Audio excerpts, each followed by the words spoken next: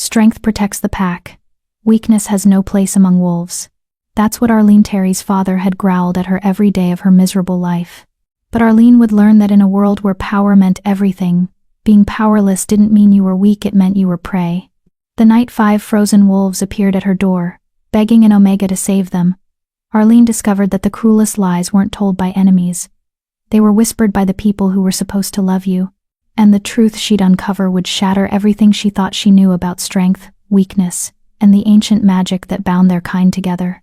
But first, she had to survive the coldest winter in a century. And the wolves at her door weren't asking for shelter. They were asking for something far more dangerous. Chapter 1. The Omega's Burden. The wind screamed through the cracks in the cabin walls like a dying animal, and Arlene Terry pressed her thin blanket closer to her shivering body. Outside, the blizzard had been raging for 3 days straight. Inside, the temperature had dropped so low she could see her breath forming ghostly clouds in the darkness. She should have been in the main lodge with the rest of the pack. She should have been warm, fed, and safe. But Omegas didn't get those luxuries. Not in the Shadowpine pack. Not when your father was the alpha and your sister was his perfect, powerful heir. Pathetic, Arlene whispered to herself, her lips cracked and bleeding from the cold. Even her own voice sounded weak. The cabin, if you could even call it that, was barely more than a shack at the edge of pack territory. One room, rotting floorboards, a fireplace that hadn't worked in years, and a door that didn't quite close all the way. It had been her home for the past 3 years. Ever since her first shift had revealed the truth everyone had suspected. Arlene Terry, daughter of Alpha Vincent Shields, was an Omega. The lowest rank, the weakest link, the family embarrassment, her stomach cramped with hunger. When was the last time someone had brought her food? 2 days ago? 3? Time blurred together when you were slowly freezing to death. The pack was supposed to care for all its members, even Omegas. But her father had made it clear. If Arlene wanted to eat, she had to prove she was worth feeding. And how could an Omega prove worth in a pack that valued nothing but strength? She'd tried, in the beginning. She'd offered to help with the children, to cook, to clean, to do anything that might earn her a place among them. But her sister Eleanor had poisoned every opportunity. "Don't let the Omega near the pups," Eleanor had said, her voice dripping with false concern. "What if her weakness is contagious? What if she teaches them to be soft?" Eleanor Shields. Beautiful, powerful, destined to be alpha when their father stepped down. Everything Arlene wasn't. Everything Arlene could never be. The worst part? They looked almost identical. Same dark hair, same sharp features, same green eyes. But where Eleanor's eyes glowed with golden wolf light, Arlene's remained dull and human. Where Eleanor's presence commanded respect, Arlene's inspired only pity and contempt. A sharp crack from outside startled Arlene from her bitter memories. She sat up, her body protesting every movement. The wind? A falling branch? No, there it was again.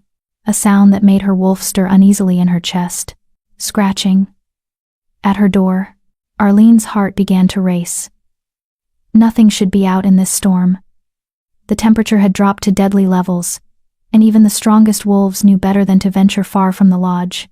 Unless, please, the word was so faint she almost missed it. A voice, rasping and desperate, carried on the howling wind. "Please, help." Arlene stumbled to the door, her numb fingers struggling with the rope she used to keep it closed. She shouldn't open it. Opening it would let in the cold, and she had so little warmth left to lose. But that voice, there was something in it that bypassed all rational thought and went straight to the Omega core of her being. Omegas were meant to nurture, to heal, to protect the vulnerable. Even when no one protected them. She yanked the door open, and the blizzard slammed into her like a physical blow. Snow and ice stung her face, and the wind nearly tore the door from her hands. She squinted into the whiteout, seeing nothing but swirling chaos. Then she looked down. 5 wolves lay collapsed on her doorstep, their bodies covered in snow and ice. They weren't moving. They weren't breathing, or if they were, their breath was so shallow she couldn't see it in the storm. Their fur was matted with frost, their paws bloody from what must have been a desperate journey through the blizzard. And they were huge, easily twice the size of the largest Shadowpine wolf.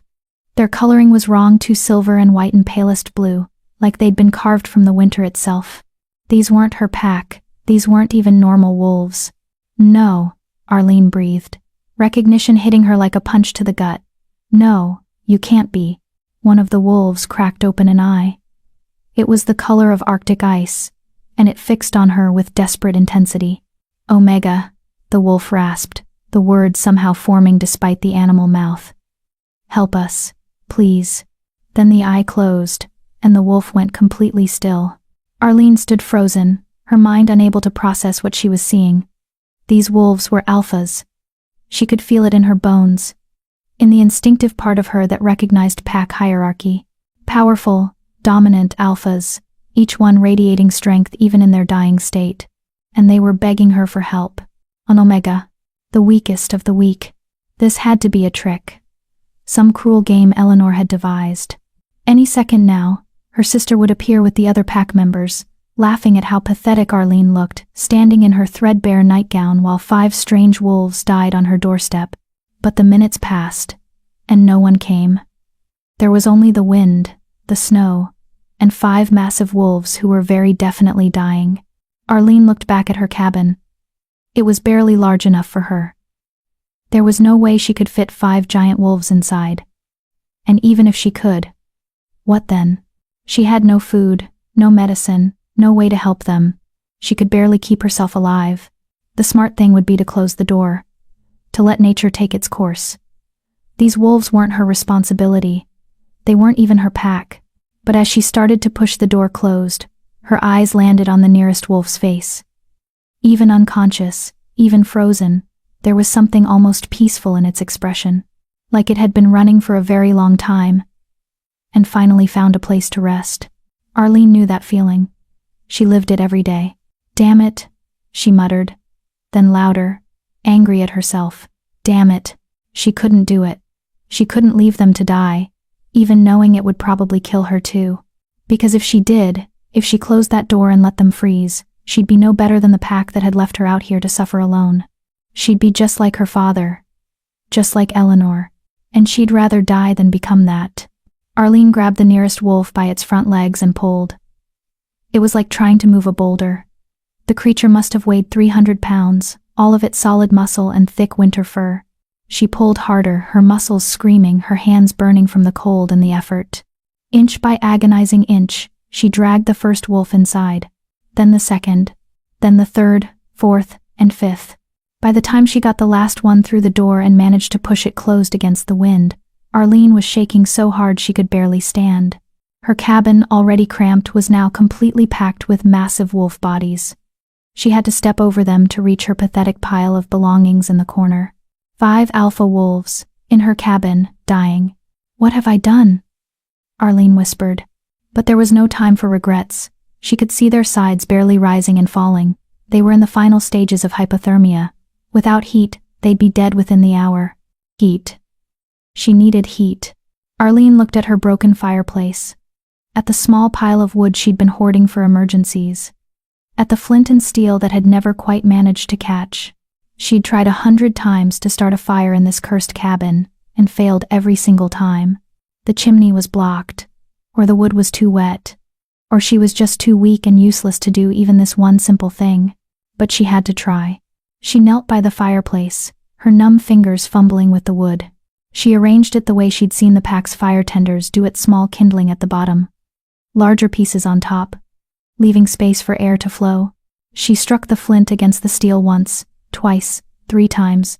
Sparks flew, but nothing caught. Please, Arlene begged, striking again. Please, please, please. Her voice cracked on the last word, and she felt hot tears spilling down her frozen cheeks. Behind her, one of the wolves whimpered a sound so small and pitiful from such a massive creature that it broke something inside her. She struck the flint harder, faster, desperately. Sparks showered the kindling, and for one beautiful moment, she saw a tiny flame spring to life. Then it flickered and died, leaving only a wisp of smoke. No! Arlene slammed her fist into the floor, feeling something crack. She wasn't sure if it was the wood or her hand. I can't do this. I can't. I'm too weak. I'm too... Warmth. It started in her chest. A small spark of heat that had nothing to do with fire or wood or flint and steel. It spread through her body like liquid gold, filling her veins, pushing back the cold that had been killing her inch by inch. And with the warmth came something else. A presence. 5 presences, actually. Pressing against her consciousness like someone knocking on a door inside her mind. "Let us in," they whispered in unison. "Let us in, Omega. Let us show you what you really are." Arlene gasped, her eyes flying open. The 5 wolves were glowing, actually glowing, with a soft silver light that pulsed in time with her own heartbeat.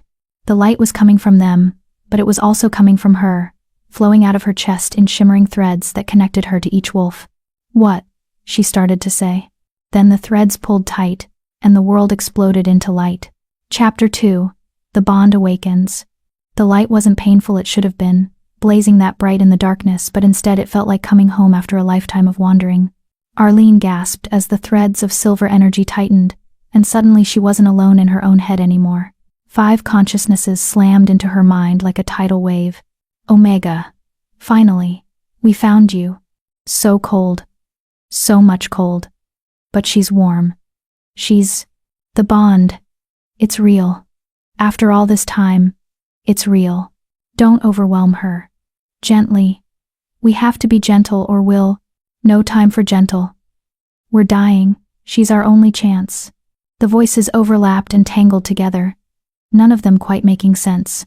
Arlene tried to push them away, to force them out of her head, but they clung to her consciousness like drowning men clinging to driftwood. "Get out!" she screamed, clutching her head. Instantly, the voices went silent. The light dimmed but didn't disappear completely. In the sudden quiet, Arlene could hear her own ragged breathing and the howling of the blizzard outside. Slowly, carefully, one voice separated itself from the others.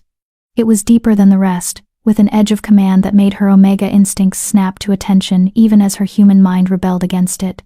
"Forgive us," the voice said, and despite its power, there was genuine remorse in it.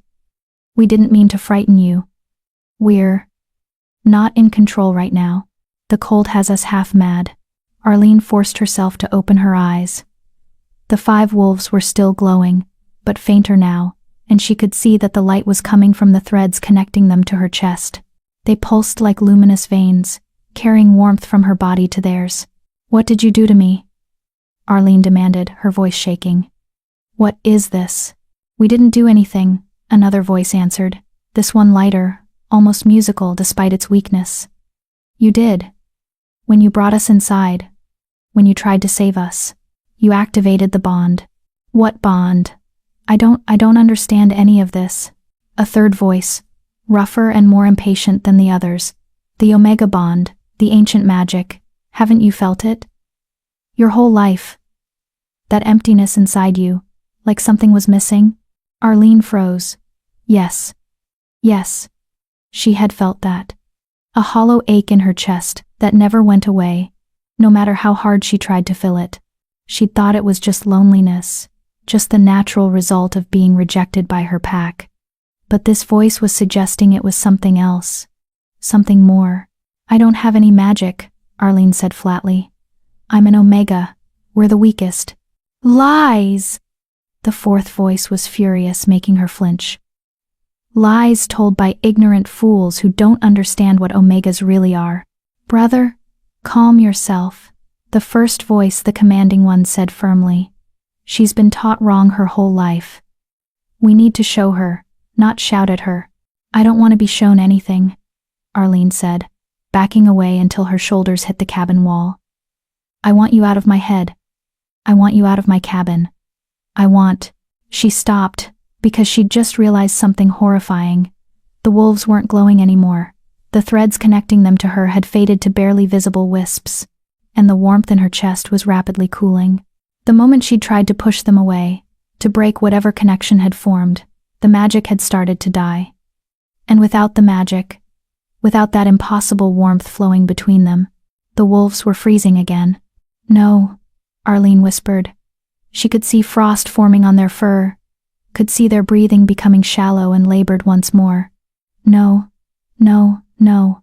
It's all right," the first voice said, and despite everything, it sounded gentle, understanding. You don't know us. You have no reason to trust us. If this is where our journey ends, at least we found you. At least we know the bond is real. Stop talking like that. Arlene snapped, then caught herself. Why did she care? These were strangers, powerful alphas who would probably just reject her like everyone else once they were healthy enough to realize what she was. But even as she thought it, she knew it was a lie. Because in those brief moments when their minds had touched hers, she'd felt something she'd never felt before. Acceptance. Complete and total acceptance. They'd looked into her soul and seen an Omega, and they'd been relieved. The bond, Arlene said slowly. If I let it work. If I stop fighting it. You'll live? Perhaps, the musical voice answered. We've lost so much heat. We've been running for so long. But with you, yes, with you, we have a chance. And what do you get? Arlene asked suspiciously. Why would 5 alphas need an Omega? What could I possibly give you that you don't already have? Silence. The kind of silence that said she'd asked the right question and they weren't sure how to answer it. Finally, the commanding voice spoke again. Everything. You could give us everything, but that's a conversation for when we're not actively dying. Right now, we're asking you to trust us. Just for tonight. Just long enough to survive this storm. Trust. What a strange thing to ask from someone who'd been given every reason not to trust anyone. Arlene looked at the 5 massive wolves crammed into her tiny cabin. They should have been terrifying. They should have triggered every submissive instinct she had, made her cower and grovel like Omegas were supposed to do in the presence of alphas. Instead, she felt drawn to them, like they were puzzle pieces that had been missing from her life, and now that they were here, she could finally see the complete picture. If you hurt me, Arlene said quietly. If this is some trick, some cruel game, I won't survive it. I'm barely surviving as it is. So I need you to promise me this is real. 5 voices answered as one, and the sound reverberated through her bones. We swear on the ancient magic. On the bond itself, we will never hurt you, Omega. You are precious beyond measure. The words hit her like a physical blow. Precious. No one had ever called her precious. No one had ever called her anything but weak, useless, pathetic. Arlene felt something crack inside her chest, not breaking, but opening. Like a door that had been locked for so long she'd forgotten it was even there. Okay, she whispered. Okay, tell me what to do. Stop fighting, the commanding voice said. Lower your walls. Let the bond flow. I don't know how to. You do. You've been holding it back your whole life, that power inside you. Your pack taught you to suppress it, to make yourself smaller. But you can't be small anymore. Not if you want to save us. Not if you want to save yourself. Arlene closed her eyes and took a deep breath. She could feel it now, that wall inside herself that she'd built brick by brick over years of rejection and isolation. The wall that kept her power locked away where it couldn't be mocked or exploited. She'd built it to protect herself. But now it was killing them all. I'm scared, Arlene admitted. We know, the musical voice said gently. We're scared too. But we're here. You're not alone anymore. Not alone. When was the last time she hadn't been alone? Arlene reached for that wall inside herself and pushed. It resisted at first, solid and immovable. But she pushed harder, remembering the feeling of dragging 5 massive wolves through her doorway, remembering that moment of desperate determination when she'd refused to let them die. The wall cracked. Light poured out of her like water from a broken dam. The silver threads connecting her to the wolves blazed bright, and suddenly the cabin was warm, actually, genuinely warm for the first time in 3 years. The frost melted from the walls. Her breath stopped fogging the air, and the 5 wolves began to glow like fallen stars. Yes, they breathed in unison. Yes, Omega. That's it. That's the bond. Power flooded through Arlene's body, but it wasn't hers alone. It was flowing in a circuit from her to them and back again, growing stronger with each cycle. She could feel their strength pouring into her, even as her warmth poured into them. For the first time in her life, she felt strong. No, not just strong. She felt complete. The wolves' breathing deepened and steadied. The ice in their fur melted away. revealing coats that shimmered like moonlight on snow. Their massive bodies relaxed, no longer rigid with cold and pain. They were going to live. "Thank you," the commanding voice whispered in her mind. "Thank you, brave Omega. You saved us." "I don't understand any of this," Arlene said, but she was smiling, actually smiling for the first time in years. "I don't know who you are, or why you're here, or what this bond thing means, but you're welcome. Sleep now," the musical voice urged. "You've given us so much. You need to rest." "I can't sleep," Arlene protested weakly. "You're taking up all the floor space and I don't have a—" She didn't finish the sentence because the nearest wolf, the one with the commanding voice, shifted its position slightly, creating a hollow between its body and the next wolf over. It was lined with thick, warm fur and looked impossibly comfortable. "Sleep, Omega," all 5 voices said together. "We'll keep you safe." Arlene knew she should resist, should maintain some dignity, some distance. But she was so tired, so cold for so long, and that space between the wolves looked like the warmest, safest place in the entire world. She crawled over and curled up in the hollow, and immediately 5 massive bodies shifted to surround her completely. She was cocooned in warmth and fur and the steady rhythm of 5 heartbeats that somehow matched her own. For the first time since she'd been exiled to this cabin, Arlene Terry fell asleep without crying. She didn't see the 5 wolves open their eyes in the darkness. She didn't see the look that passed between them, relief mixed with something fiercer, more possessive. She didn't hear the commanding voice whisper to his brothers, "She's ours." Finally, after all this searching, we found her. And we're never letting her go. The storm raged on outside, but inside the tiny cabin, an Omega and 5 alphas slept in a warmth that had nothing to do with fire and everything to do with magic that should have been forgotten centuries ago. And in the main lodge, miles away, Eleanor Shields woke from a nightmare with a scream caught in her throat. She dreamed of silver light and her sister's face. She dreamed of power that made her own strength look like a candle next to the sun. "It's not possible," Eleanor whispered to the darkness. "Arlene's just an Omega. She's nothing. But even as she said it, she knew something had changed. Something fundamental had shifted in the world, and it had her sister's name written all over it. Eleanor threw off her warm blankets and stalked to the window.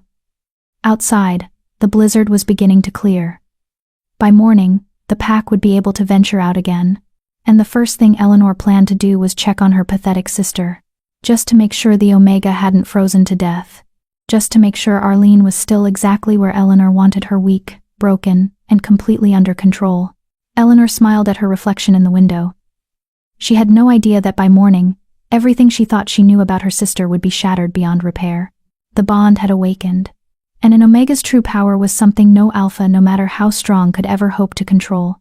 Chapter 3. The morning after, Arlene woke to silence. Not the oppressive, lonely silence she'd grown accustomed to, but a peaceful quiet broken only by the soft sound of breathing that wasn't her own.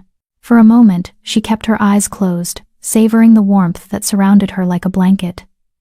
She couldn't remember the last time she'd woken up warm. Then memory crashed back, and her eyes flew open. 5 wolves, the bond, the magic. She sat up quickly, or tried to. A massive silver paw was draped across her waist, pinning her gently but firmly in place. Arlene looked down at herself and realized she was still nestled in the hollow created by 5 enormous wolf bodies, all of them breathing steadily in sleep. The storm had passed. Weak morning sunlight filtered through the gaps in her cabin walls, illuminating dust motes that danced in the air. Everything looked the same as it always did: the broken fireplace, the rotting floorboards, the pitiful pile of her belongings in the corner. Except for the 5 massive, glowing wolves currently using her cabin as a sleeping den. "This is real," Arlene whispered to herself. "This actually happened. Good morning, Omega." The voice in her head was softer now, less desperate than last night. The commanding one. She was starting to think of him as the leader, though she had no idea if that was accurate. "You're awake," Arlene said, then felt foolish. Of course he was awake if he was talking to her. "Have been for a while," the voice admitted. "Watching over you. Making sure the bond stayed stable through the night." The bond. Arlene looked down at her chest. half expecting to see those silver threads still glowing there. She couldn't see them, but she could feel them. 5 distinct connections humming just beneath her skin. It's still there.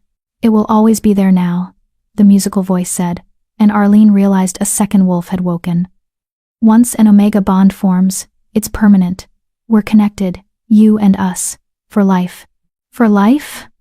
Arlene's voice rose in pitch. I didn't agree to, I was just trying to save you. I didn't know it was permanent. Would you have let us die if you'd known? The rough, impatient voice asked. A third wolf was awake now. Its ice-blue eyes fixed on her with uncomfortable intensity. Arlene opened her mouth to answer, then closed it. Because no. Even knowing the bond was permanent, she wouldn't have let them freeze. She'd made her choice the moment she'd opened that door. Peace, brother, the commanding voice said. She has every right to be upset. We should have explained before we asked her to lower her walls. Could you have? Arlene asked. Explained, You were dying. No, the voice admitted. We would have died before finishing the explanation. Which is why we're grateful you acted on instinct instead of logic. The wolf with the paw on her waist stirred, and Arlene felt a fourth presence bloom in her mind. This one was quieter than the others, steadier. The omega is uncomfortable, it observed. She needs space. Immediately, all 5 wolves began to shift, carefully untangling themselves and moving back to give her room. Arlene scrambled to her feet, suddenly aware of how disheveled she must look. Her nightgown was torn and stained, her hair was a tangled mess, and she probably smelled like she hadn't bathed in days. Because she hadn't. There was no hot water in the cabin, and heating snow over a fire she couldn't make had proven impossible. You smell perfect, the 5th voice said, speaking for the first time. It was the smoothest of the 5, almost hypnotic. Like home. Stop that, Arlene said, wrapping her arms around herself. Stop. Reading my thoughts, or whatever you're doing. We're not reading your thoughts, the commanding voice said. We can only hear what you project to us through the bond. But your emotions are louder than you realize. You're broadcasting discomfort and embarrassment quite clearly. Wonderful, Arlene muttered. So not only am I bonded to 5 strangers for life, but they can feel everything I'm feeling. This just gets better and better. We can teach you to shield, the steady voice offered. To control what you share through the bond. It takes practice. But, who are you? Arlene interrupted, backing away until she hit the cabin wall. Now that the crisis had passed, now that they weren't dying, reality was setting in. You're not from my pack. You're not from any pack I've ever heard of. Those markings on your fur. She gestured at the intricate silver patterns that swirled through their coats. I've never seen anything like them. And this bond. This magic. What are you? The 5 wolves looked at each other, something passing between them that Arlene couldn't quite read. Finally, the one with the commanding voice stood. He was the largest of the 5. Easily 4 feet tall at the shoulder, with a coat that seemed to shimmer between silver and white depending on how the light hit it. We are the Frostborn, he said, and there was weight to the words, like they carried history and power, the last of the northern packs. And we've been searching for you for a very long time. For me? Arlene shook her head. That's impossible. I'm nobody. I'm just an omega from a backwater pack who— You're not just anything, the rough voice interrupted. Its owner stepped forward, a wolf with pale blue fur and scars crisscrossing its muzzle. You're a true omega. One of the last. Maybe the last. I don't know what that means. It means, the musical voice said, its owner moving to flank the scarred wolf, that you have a power most wolves have forgotten even existed. The power to bond with alphas.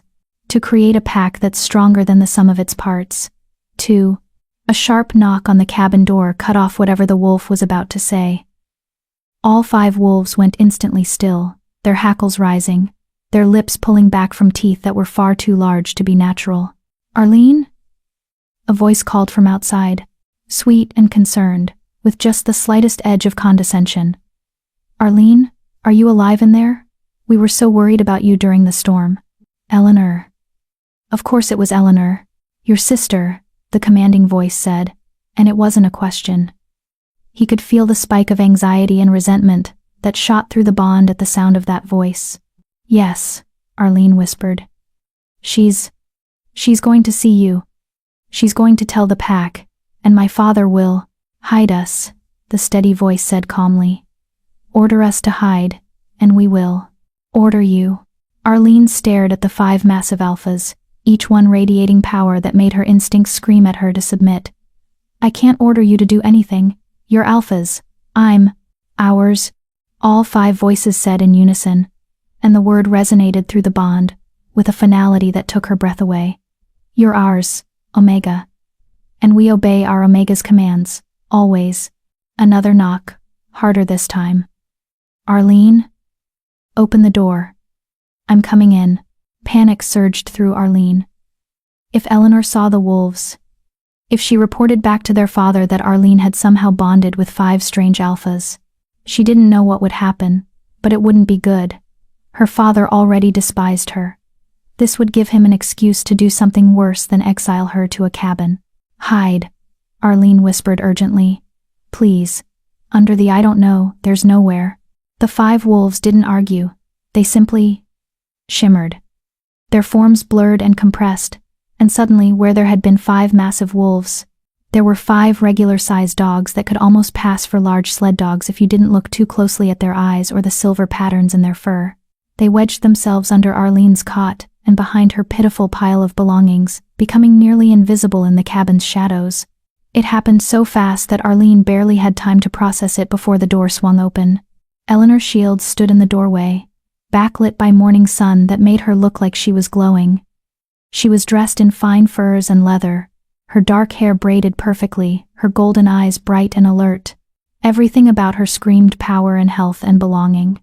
Everything that Arlene wasn't. Oh good, you're alive, Eleanor said, her voice dripping with false relief. When the storm finally cleared, I just had to come check on my poor little sister.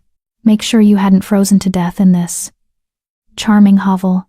She stepped inside, wrinkling her nose at the state of the cabin. Her eyes swept the room, passing over the shadows where the wolves hid without seeming to notice anything unusual. It's warm in here, Eleanor said slowly, her gaze sharpening. How is it warm? Your fireplace is broken. I fixed it, Arlene lied quickly. Last night. I finally got it working.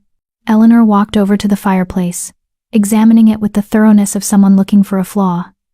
There was no fire burning now, no evidence of one having burned recently. No ash, no char marks, nothing. You fixed it, Eleanor repeated flatly. You, who couldn't start a fire to save your life, literally suddenly fixed a broken fireplace in the middle of the worst blizzard in a century. I got lucky, Arlene said, hating how defensive she sounded. Luck. Eleanor turned to face her sister, and there was something cold in her expression. Something calculating. You know what I think, Arlene? I think something happened here last night, something you're not telling me. She knows, the smooth voice whispered in Arlene's mind. Not what, but she senses the change in you. Arlene forced herself to meet Eleanor's eyes. Nothing happened. I survived the storm. That's all. Is it? Eleanor took a step closer, and Arlene had to fight the urge to back away. Because you look different. You're standing differently. Your scent is different. And most interesting of all, she leaned in, her voice dropping to a whisper.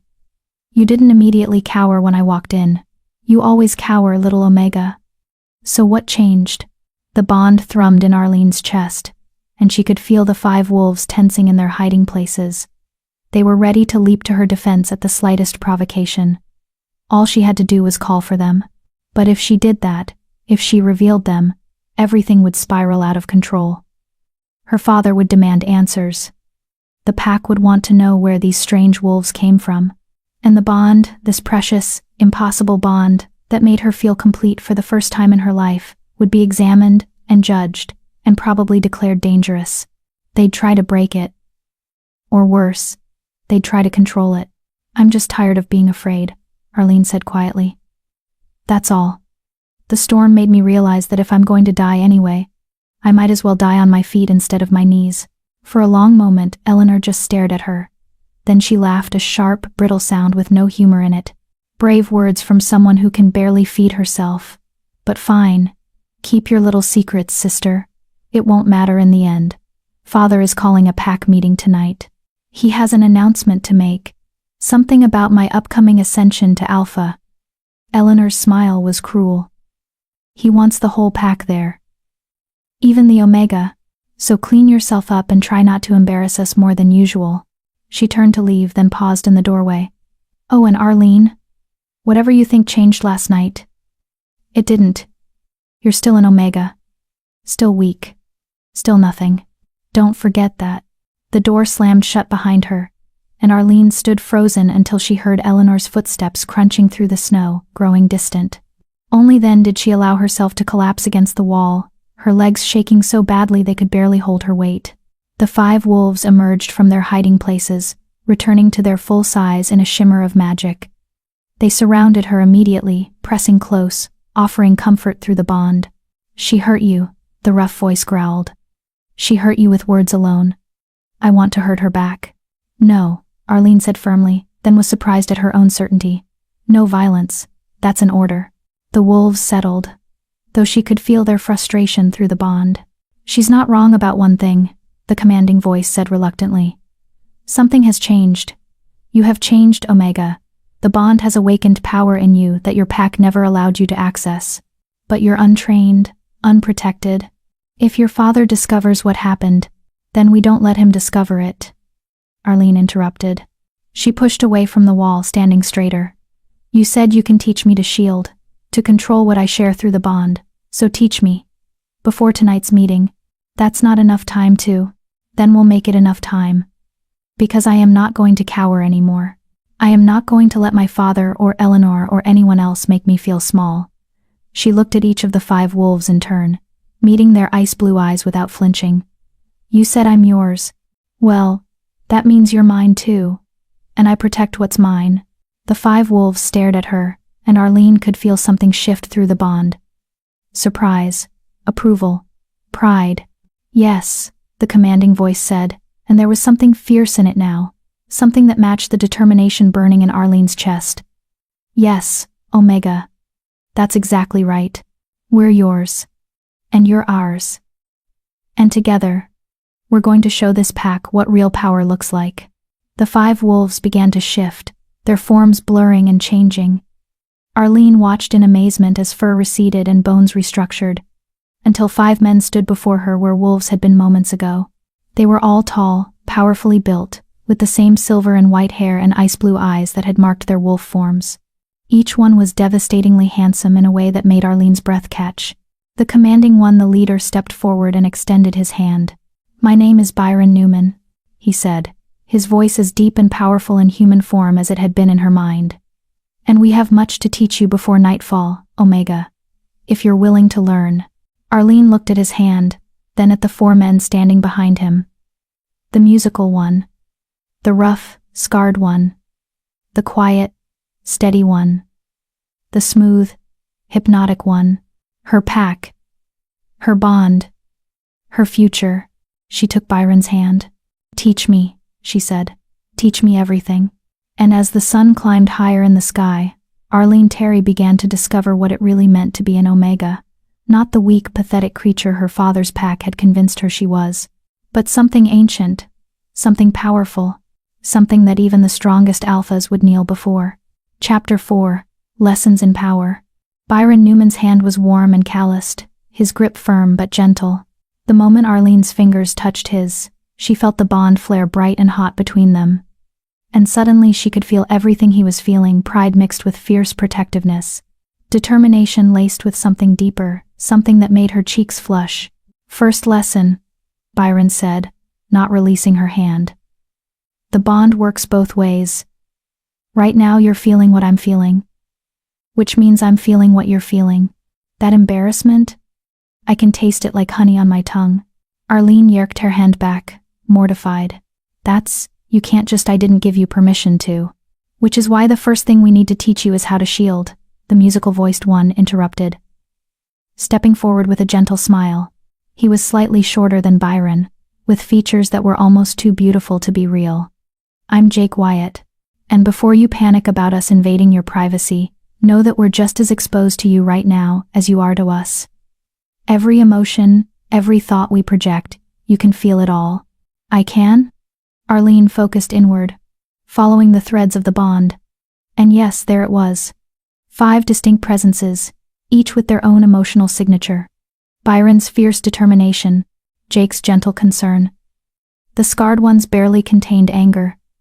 The steady one's calm watchfulness. The smooth one's calculating interest.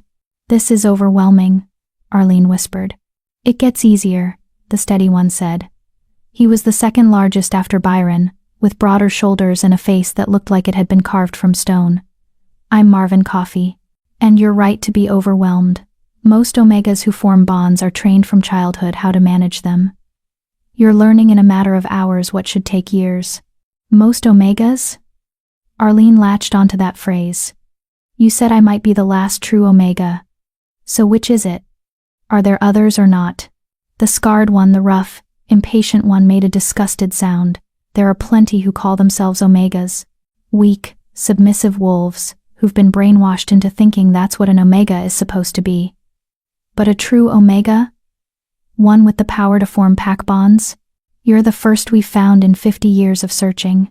50 years? Arlene's eyes widened. How old are you? Old enough, Byron said, a hint of amusement in his voice. The Frostborn age differently than regular wolves. We're not immortal, but we live longer, much longer. Which is why we've had time to search across the entire northern continent for an Omega who could bond with us. I'm Floyd Lawson, the scarred one said abruptly. And we're wasting time. The pack meeting is tonight. She needs to learn how to shield, how to hide the bond, and how to survive whatever trap her bastard father is planning. We can do the getting to know you nonsense later. Floyd's right, the fifth man said, speaking for the first time in his human form. His voice was smooth as silk, and there was something almost dangerous in his eyes, a sharpness that suggested he saw more than he let on. Though he could be less of an ass about it. I'm Don Byers, and if I'm reading this situation correctly, tonight's pack meeting isn't just about announcing Eleanor's ascension. It's about cementing Arlene's place at the bottom of the hierarchy, or removing her from it entirely, Jake added quietly. Omega or not, she's still the Alpha's daughter, a potential rival to Eleanor. Some packs would see that as a problem that needs solving. Ice flooded Arlene's veins. You think my father would kill me? I think, Byron said carefully, that your father has already shown he's willing to let you die slowly. The question is whether he'll choose to speed up the process now that Eleanor is ready to take his place. Arlene wanted to argue, to defend the man who'd sired her, but she couldn't, because Byron was right. Her father had exiled her to this cabin 3 years ago, knowing she couldn't hunt, couldn't build proper fires, couldn't survive on her own. He'd counted on winter or starvation or simple despair to take care of his Omega problem.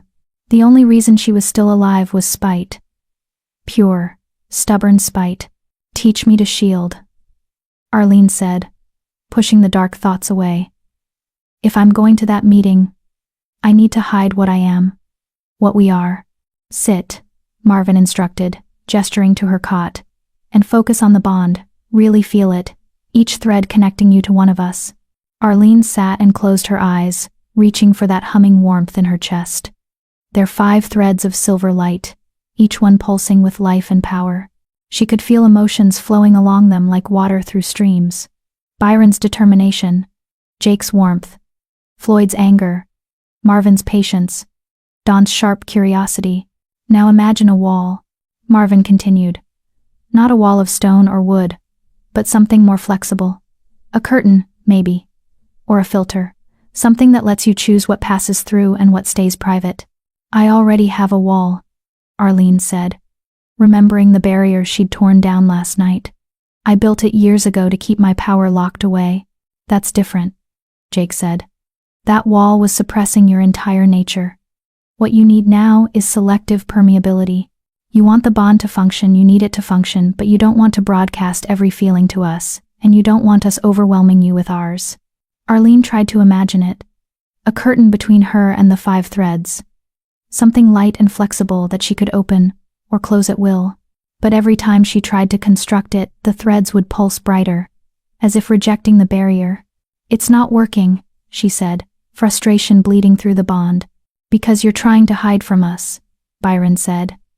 "The bond doesn't like that. We're pack now, Omega. Pack doesn't hide from pack." "Then what am I supposed to do? Just let you feel everything all the time?" "No," Dawn said, crouching beside the cot so he was at eye level with her. "You're thinking about it wrong.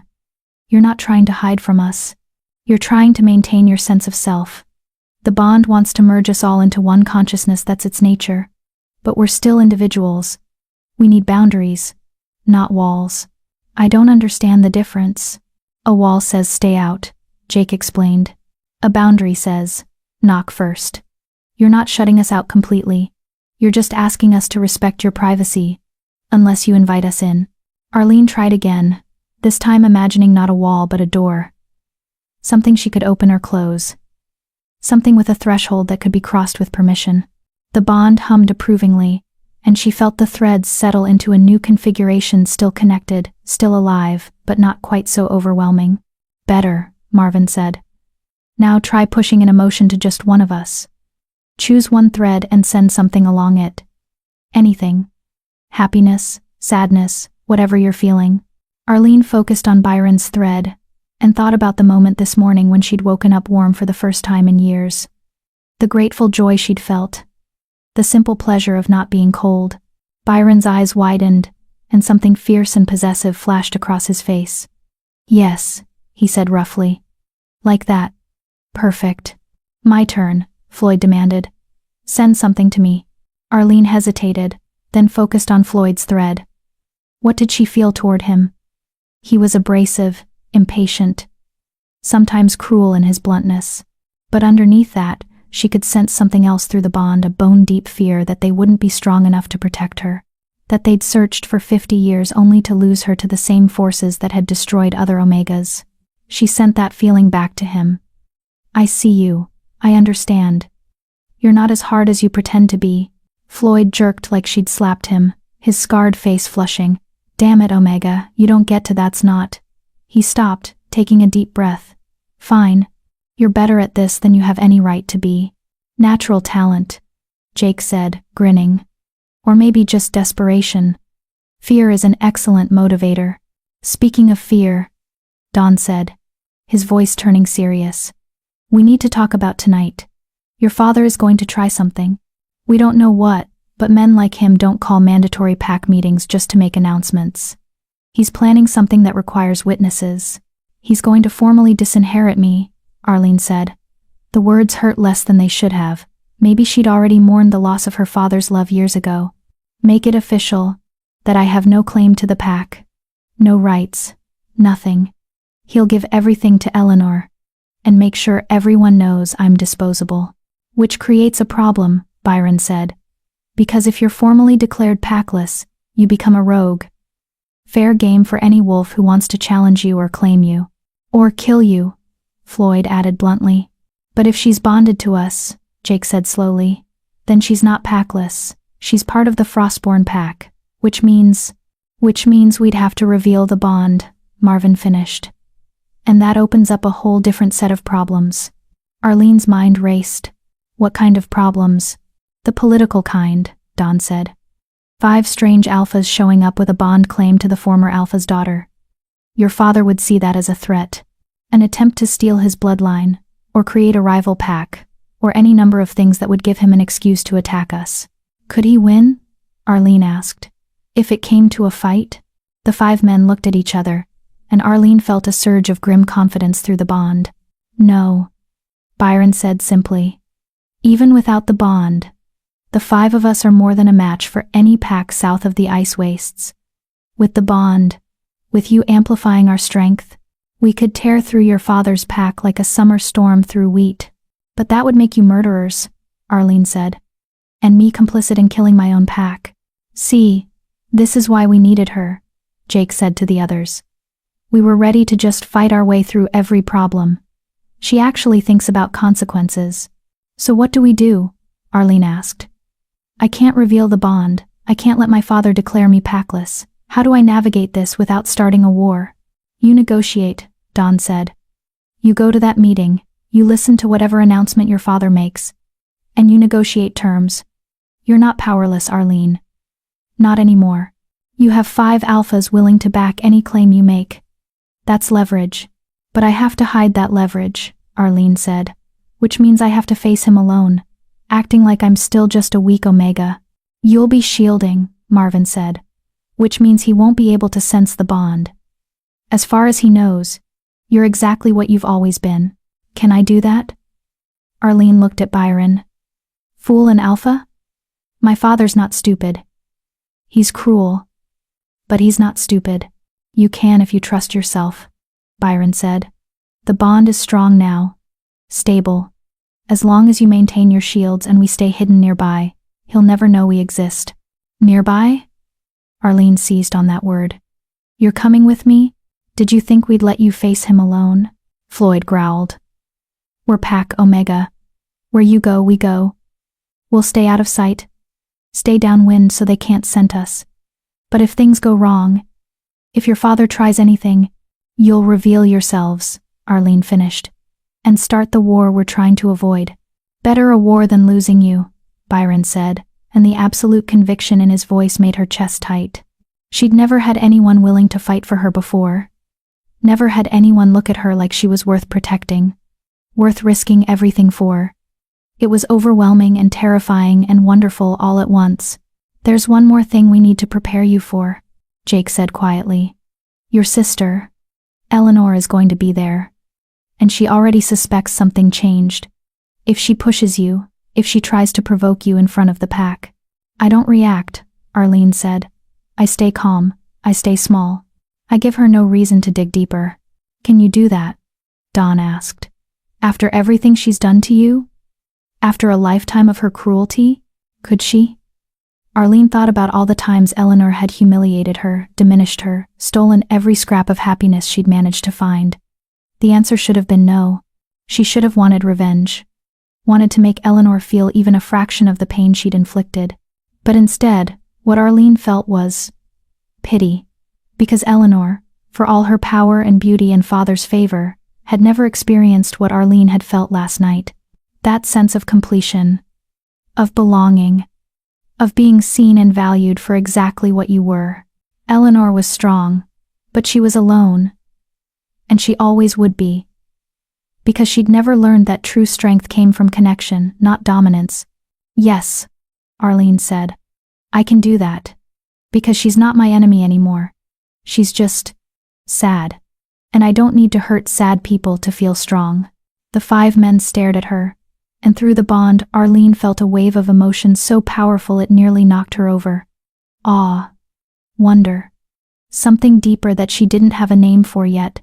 This, Byron said, his voice rough with feeling, is why we searched for 50 years. This is why true Omegas are precious beyond measure. Not because you're weak or submissive, but because you have the strength to choose mercy even when vengeance would be justified. We don't deserve you, Jake added softly. Probably not, Arlene said, surprising herself with a small smile. But you're stuck with me anyway. Bond's permanent, remember?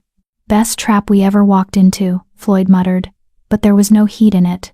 Then let's make sure I survive tonight, Arlene said, standing up. How much time do we have? A few hours, Marvin said, glancing at the sun through the cabin's cracks. Enough to practice your shielding, go over what you'll say, and prepare for various scenarios. And eat, Jake added. When's the last time you had a real meal? Arlene's stomach chose that moment to growl loudly, answering the question. She couldn't remember. Days, at least. We brought supplies, Dawn said, moving to the corner where they'd apparently stashed packs during the night. Dried meat, bread, cheese. Not fancy, but it'll keep your strength up. He handed her a portion that was easily twice what she normally ate in a day. Arlene took it with shaking hands, suddenly aware of just how weak she'd become, how close to the edge of starvation. Eat slowly, Byron instructed. Your body's not used to proper food anymore. We don't want you getting sick before the meeting.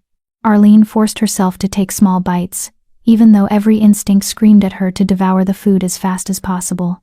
The bread was fresh, the cheese sharp and creamy, the meat seasoned with herbs she didn't recognize.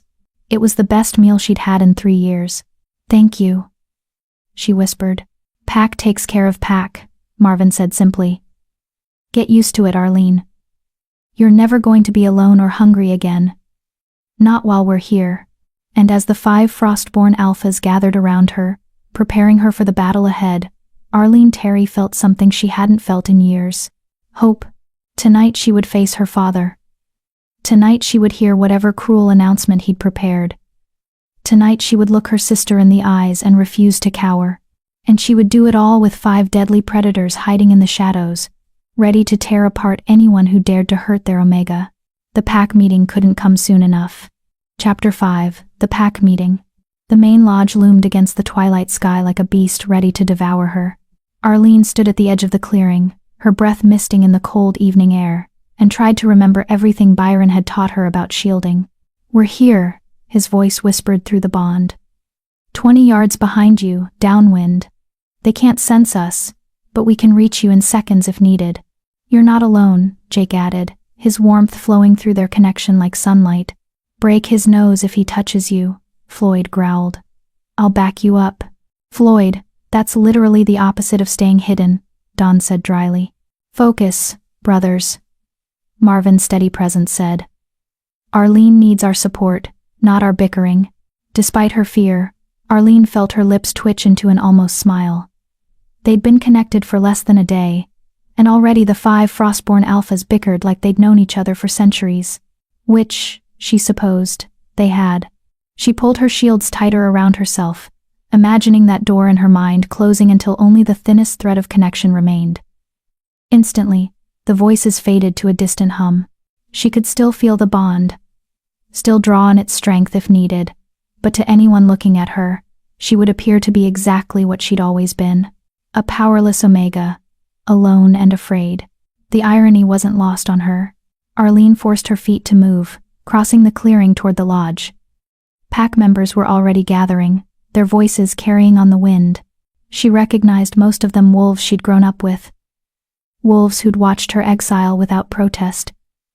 Wolves who'd sometimes brought her scraps of food out of pity more than kindness. No one greeted her as she approached. A few glanced her way, their expressions ranging from uncomfortable pity to outright contempt. Most simply ignored her, as if she were already a ghost. The lodge doors stood open, warm firelight spilling out into the darkness. Arlene climbed the steps on legs that wanted to run in the opposite direction. At the threshold, she paused, her hand on the doorframe. This was it. Whatever happened next would determine her future and possibly her life. "Courage, Omega," Byron whispered through the bond. "Show them the strength we already see in you." Arlene took a breath and stepped inside. The lodge was massive, its ceiling supported by ancient timber beams, its walls lined with trophies from successful hunts. A great fire burned in the central hearth, and pack members filled the space in loose clusters, their conversations dying as Arlene entered. Every eye turned to her, judging, calculating, dismissing. At the far end of the lodge, on a raised platform that served as the Alpha's seat, sat Vincent Shields. Her father. He was a huge man, even in human form, with silver-streaked dark hair and eyes that glowed with barely contained wolf power. His presence dominated the room, a constant pressure that made submission instincts kick in for every wolf present. Except Arlene barely felt it anymore. The bond had changed something fundamental in her. Her father's power still registered, but it felt distant, muted, like she was viewing it through thick glass. Beside Vincent sat Eleanor, dressed in ceremonial leathers that marked her as the heir. She looked radiant, powerful, every inch the alpha in waiting. When her eyes found Arlene, her lips curved into a smile that held no warmth. "Arlene," Vincent's voice boomed across the lodge. "How kind of you to join us. We were beginning to think you'd frozen to death in that cabin." Scattered laughter rippled through the pack. Arlene kept her expression neutral, her posture submissive. Let them laugh. Let them think she was still broken. "I wouldn't miss your announcement, Father," Arlene said quietly. "Father," Vincent repeated, and something cold flashed in his eyes. "You still call me that, after everything? How touching." He stood, his massive frame casting shadows across the lodge. The pack fell silent, all attention riveted on their alpha. "I've called this meeting for several reasons," Vincent announced. "First, to formally recognize my daughter Eleanor as my heir and successor. In 1 month's time, on the winter solstice, she will undergo the ascension rite and become alpha of the Shadowpine pack." Cheers erupted. Pack members howled their approval, their joy at Eleanor's ascension genuine. She was strong, capable, everything an alpha should be, and she'd earned their loyalty through years of proving herself. Eleanor stood and bowed to the pack, accepting their acclaim with practiced grace. When the cheers finally died down, Vincent raised his hand for silence. "The second reason," he continued, his voice dropping to something darker, "is to address a problem that has plagued this pack for 3 years. A weakness. A stain on our bloodline." Arlene's stomach clenched. Here it came. My younger daughter, Arlene, was born Omega. A cruel twist of fate that I initially hoped could be overcome through training and discipline, but despite every opportunity given to her, she has proven herself incapable of contributing to this pack's strength. "Lies," Floyd snarled through the bond. "You were never given opportunities. You were given exile and starvation." "Shield, Arlene," Byron warned. "Don't let your anger leak through. They'll sense it." Arlene breathed carefully, maintaining her calm exterior even as rage burned in her chest. Vincent was rewriting history, making it sound like she'd been given chances to prove herself, like her exile was a consequence of her failures, rather than his cruelty. "An Omega has value in some packs," Vincent continued. "They can nurture, can help with child-rearing, can provide other services." His tone made it clear what services he meant, and Arlene felt sick. But Arlene has shown no aptitude even for these basic functions. She is, quite simply, useless. More laughter. Arlene caught sight of some pack members looking uncomfortable, but none spoke up in her defense. "Therefore," Vincent said, and Arlene heard the trap closing, "I am formally severing Arlene from the Shadowpine pack. As of this moment, she has no claim to our bloodline, no rights to our territory, no protection under pack law. She is declared rogue." The words hit like physical blows. Rogue. The worst thing a wolf could be. Packless. Unprotected. Fair game for anyone who wanted to claim or kill you. Through the bond, Arlene felt the 5 Frostborn alphas surge with rage. Byron was barely holding them back from storming the lodge. "Not yet," Arlene sent desperately along the bond. "Please. Not yet, let me try." "However," Vincent continued, and Arlene's attention snapped back to him, "I am not completely without mercy. Arlene is still blood, even if she's unworthy of the shield's name, so I will give her one chance to avoid the rogue's fate." This was it, the real trap. Arlene could feel it in the way Eleanor leaned forward, in the way certain pack members, larger, crueler males, watched her with anticipation. "Blake Todd," Vincent called out, and a massive wolf stepped forward from the crowd. He was one of the pack's enforcers, known for his brutality and his appetite for violence. "You've expressed interest in claiming an Omega. Here's your opportunity. If Arlene agrees to bond with you, to become your mate and bear your pups, she may remain in pack territory as your property." Property. Not pack member. Not even really a person. Just property. Blake's smile was predatory as he approached, his eyes raking over Arlene in a way that made her skin crawl. "I accept the Alpha's generous offer," he said. "The Omega will suit my needs well enough. She's not much to look at, but she'll breed true, and I can train obedience into her."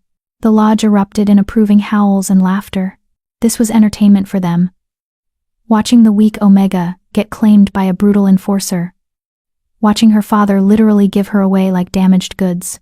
"That's it," Floyd snarled. "I'm going to rip his throat out." "We all are," Jake agreed, his musical voice gone cold and deadly. "This ends now." "Wait," Arlene sent through the bond. "Trust me, please." She stepped forward, and the laughter died as pack members realized the Omega was actually going to speak. "No," Arlene said clearly. Her voice didn't shake, didn't waver. "I decline." Silence. Complete, stunned silence. Blake's smile vanished. "You decline? You don't have the right to decline, Omega. Your alpha has given you to me. My alpha, Arlene said, putting careful emphasis on the words, just declared me rogue, which means he's not my alpha anymore, which means he has no authority to give me to anyone. Vincent's eyes narrowed dangerously. Careful, girl. You're balanced on a knife's edge right now. Refuse Blake, and you walk out of here with nothing. No pack, no protection, no claim to even the clothes on your back. I understand, Arlene said. And I refuse anyway. Then you're a fool, Eleanor said, standing. Blake is offering you a chance to survive. Without a pack, without a mate, you'll be dead within a week. Rogues don't last long, especially weak Omegas, who can barely feed themselves. Maybe, Arlene acknowledged. But I'd rather die free than live as property. I'd rather take my chances in the wild than let someone like Blake train obedience into me. She met her father's eyes, and for the first time in 3 years, she didn't look away first. You wanted to get rid of me, Arlene said. Fine. I'm gone. But I'm going on my terms. Not yours. I'm not your pawn anymore, Father. I'm not your mistake to correct or your problem to solve. I'm just done. Vincent stood slowly, his power rolling through the lodge like thunder. You dare defy me? In front of the entire pack? I'm not defying you, Arlene said. I'm just exercising the rights of a rogue. You declared me packless. That means I'm not subject to pack law anymore. I can leave whenever I want. So, I'm leaving. She turned toward the door, her heart pounding so hard she thought it might break her ribs. This was the moment. Either her father would let her go, or Blake, Vincent said coldly. Stop her. By force if necessary. If she won't accept the bond willingly, we'll do it the old way. Blake lunged forward, and Arlene's shields dropped as she sent a desperate surge through the bond. Now, the lodge doors exploded inward. 5 massive wolves burst through the opening, their coats shimmering with silver light, their eyes blazing ice blue. They moved with supernatural speed and coordination, placing themselves between Arlene and Blake before anyone could even process what was happening. Byron shifted mid-stride, his wolf form blurring into his human shape, and his voice carried the weight of absolute authority. Touch her. And die. The lodge descended into chaos. Wolves shifted, snarling and snapping as they tried to process the threat. Vincent's power flared, trying to dominate the 5 strangers, but it slid off them like water off stone. Because they weren't from his pack, they weren't subject to his power, and they were so much stronger than he'd ever imagined possible. Who? Vincent growled, his own wolf beginning to emerge. Are you? We are the Frostborn, Byron said, and his 4 brothers flanked him, their combined presence making even the strongest Shadowpine wolves take involuntary steps backward. The last of the northern packs, and we are this Omega's bonded pack. Eleanor's face went white. Bonded? That's impossible. She's just an Omega. She can't, there's no way. Show them, Byron said to Arlene. Arlene dropped her shields completely, and the bond blazed to life. Silver threads of light became visible, connecting her to each of the 5 Frostborn wolves. Power radiated from the connections, power that made every wolf in the lodge instinctively recognize what they were witnessing. A true Omega bond. The ancient magic that made 5 alphas stronger than 100 ordinary wolves. No, Vincent whispered. No, this can't be real. It's very real, Dawn said, shifting into his human form. Your daughter isn't useless, Alpha Shields. She's never been useless. She's a true Omega, one of the last in existence. The only reason she seemed weak was because you spent years suppressing her nature, starving her power, teaching her to hate what she was. If she'd been valued, Jake added, also shifting. If she'd been trained and protected the way true Omegas should be, she would have formed a pack bond years ago. But you were too ignorant to recognize what you had, so we found her instead. Found her? Eleanor demanded. You mean you stole her? You came into our territory, seduced a vulnerable Omega, and claimed her for yourselves. We saved her, Floyd snarled, his scars stark in the firelight. We found her dying in a shack you left her to rot in. We were the ones who kept her warm through the blizzard, while you sat here in your comfortable lodge, not caring if she lived or died. The Omega bond cannot be forced, Marvin said, his calm voice somehow more intimidating than Floyd's anger. It forms only when an Omega chooses to save alphas who are worthy of saving. Arlene could have left us to freeze. Instead, she dragged our bodies inside and nearly killed herself trying to keep us alive. That's why the bond formed. Because she has more strength and compassion in her weakest moment than this entire pack has ever shown her. Vincent's face was red with rage. You dare come into my territory? Steal my daughter? I'm not your daughter anymore. Arlene interrupted, surprised by the steadiness of her own voice. You disowned me, remember? Made me rogue. Which means I'm free to bond with whoever I choose. And I choose them. She moved to stand between the 5 Frostborn, and they closed ranks around her protectively. The bond pulsed with warmth and fierce pride. This is an act of war, Vincent said. You've stolen from the Shadowpine pack. We've stolen nothing, Byron cut him off. Arlene was declared rogue before we revealed ourselves. She had no pack, no protection, no claim to anything here. We offered her what you refused to give her, a place to belong. If you have a problem with that, Alpha Shields, then by all means, challenge us. Let's see how well your pack fares against the Frostborn. The threat hung in the air. Every wolf in the lodge could feel the power radiating from the 5 strangers, could sense that these weren't ordinary alphas. These were something older, something deadlier, something that could tear through the Shadowpine pack like a winter storm through autumn leaves. Vincent's jaw worked as he calculated odds, considered consequences. Finally, he forced himself to speak. Take her then.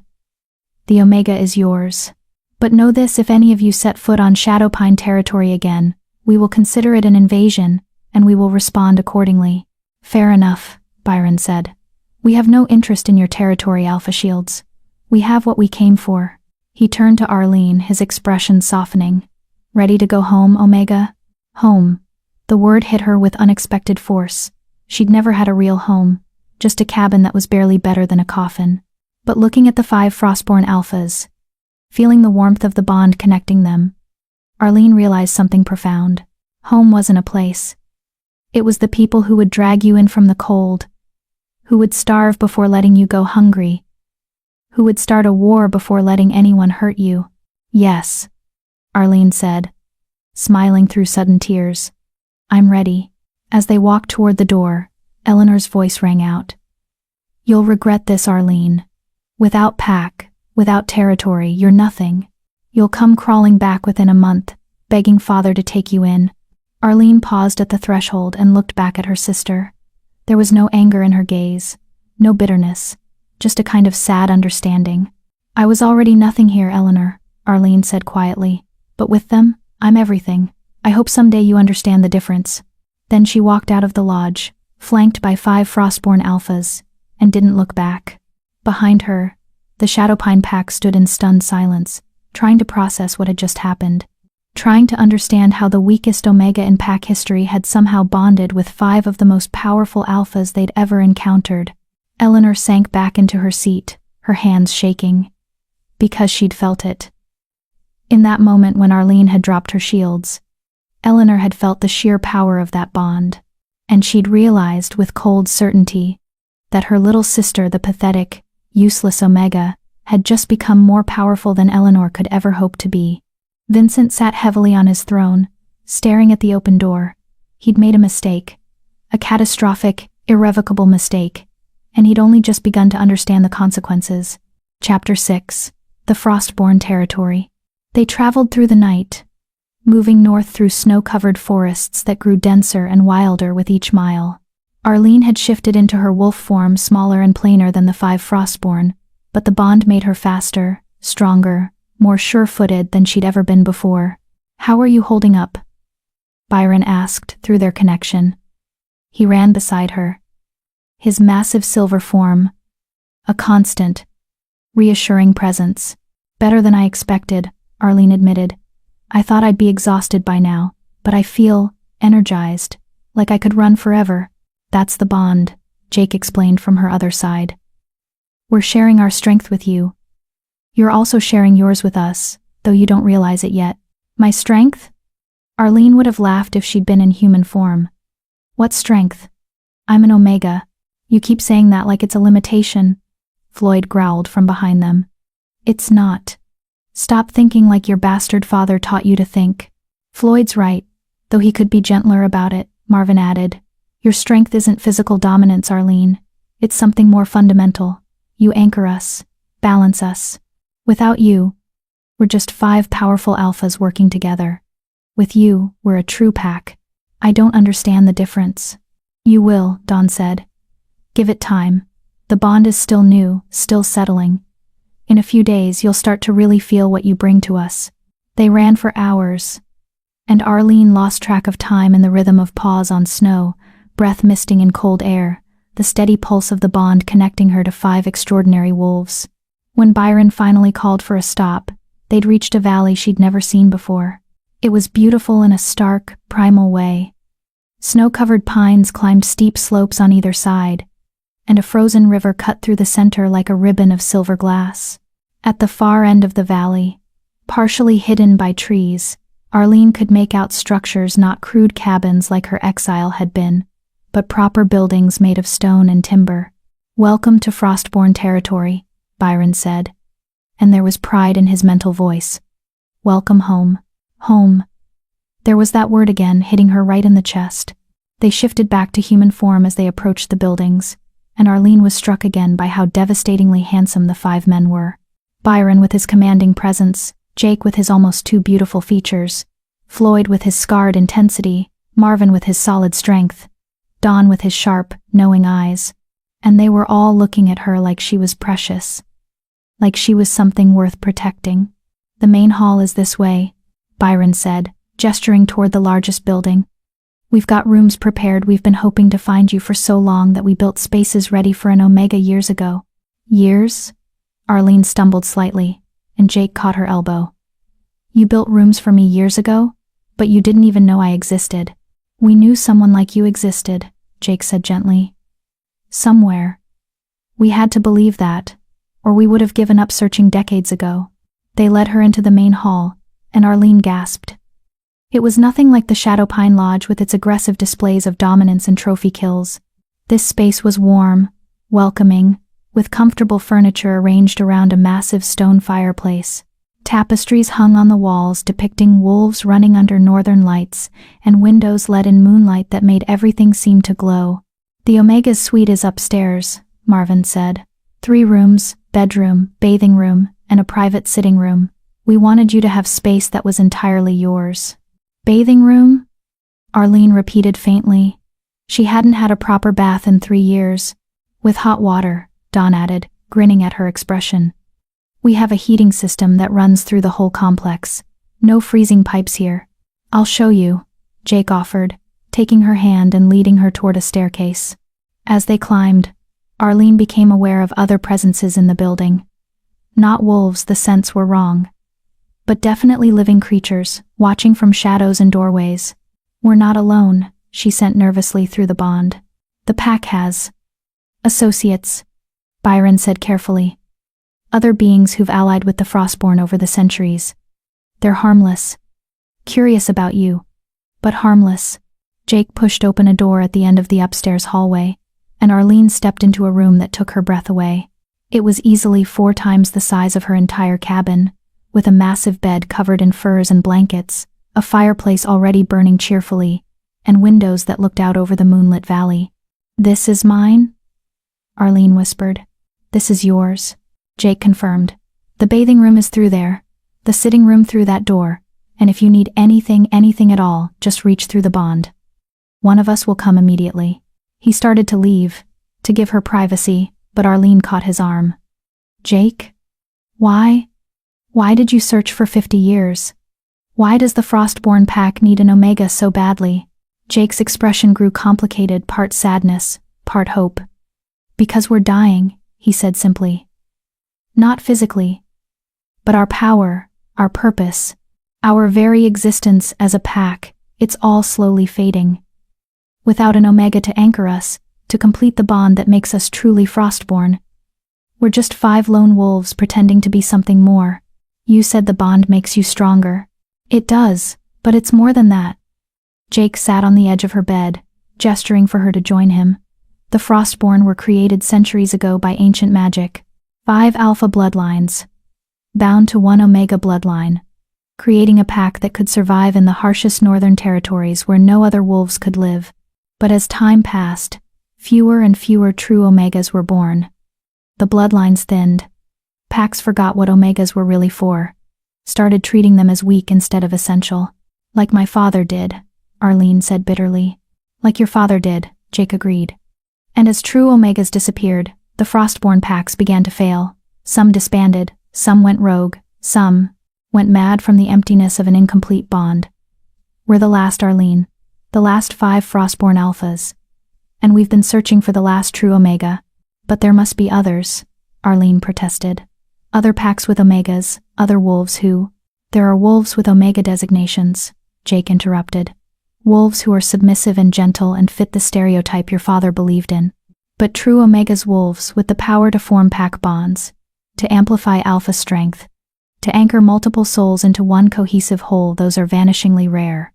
We've searched the entire northern continent, tested dozens of wolves who seemed promising, and found nothing, until you. Arlene processed this, her mind reeling. So I'm not just important to you. I'm necessary for your survival. Yes, Jake said honestly. But that doesn't mean we see you as a tool or a resource. You're our pack, Arlene. You're as much a part of us as we are of each other. And if you decided tomorrow that you wanted to break the bond and leave, can I do that? Break the bond? Jake's smile was sad. Theoretically, yes. An Omega can sever pack bonds if she chooses. It would hurt for all of us, but it's possible. And if you wanted to do that, if you decided we weren't what you wanted, we'd let you go. Because an Omega's choice is sacred. A bond formed under coercion or obligation isn't a true bond. It's slavery. And we won't do that to you. Arlene looked at this beautiful, deadly alpha who was offering her freedom even knowing it might destroy him, who was being honest about his pack's need even as he gave her the power to walk away. He means it, Byron sent through the bond. We all mean it. You're free, Arlene.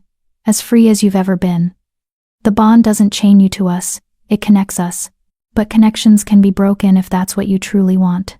What if, Arlene said slowly, what I truly want is to understand what I am, what I'm capable of, what this bond really means. Jake's face lit up like sunrise.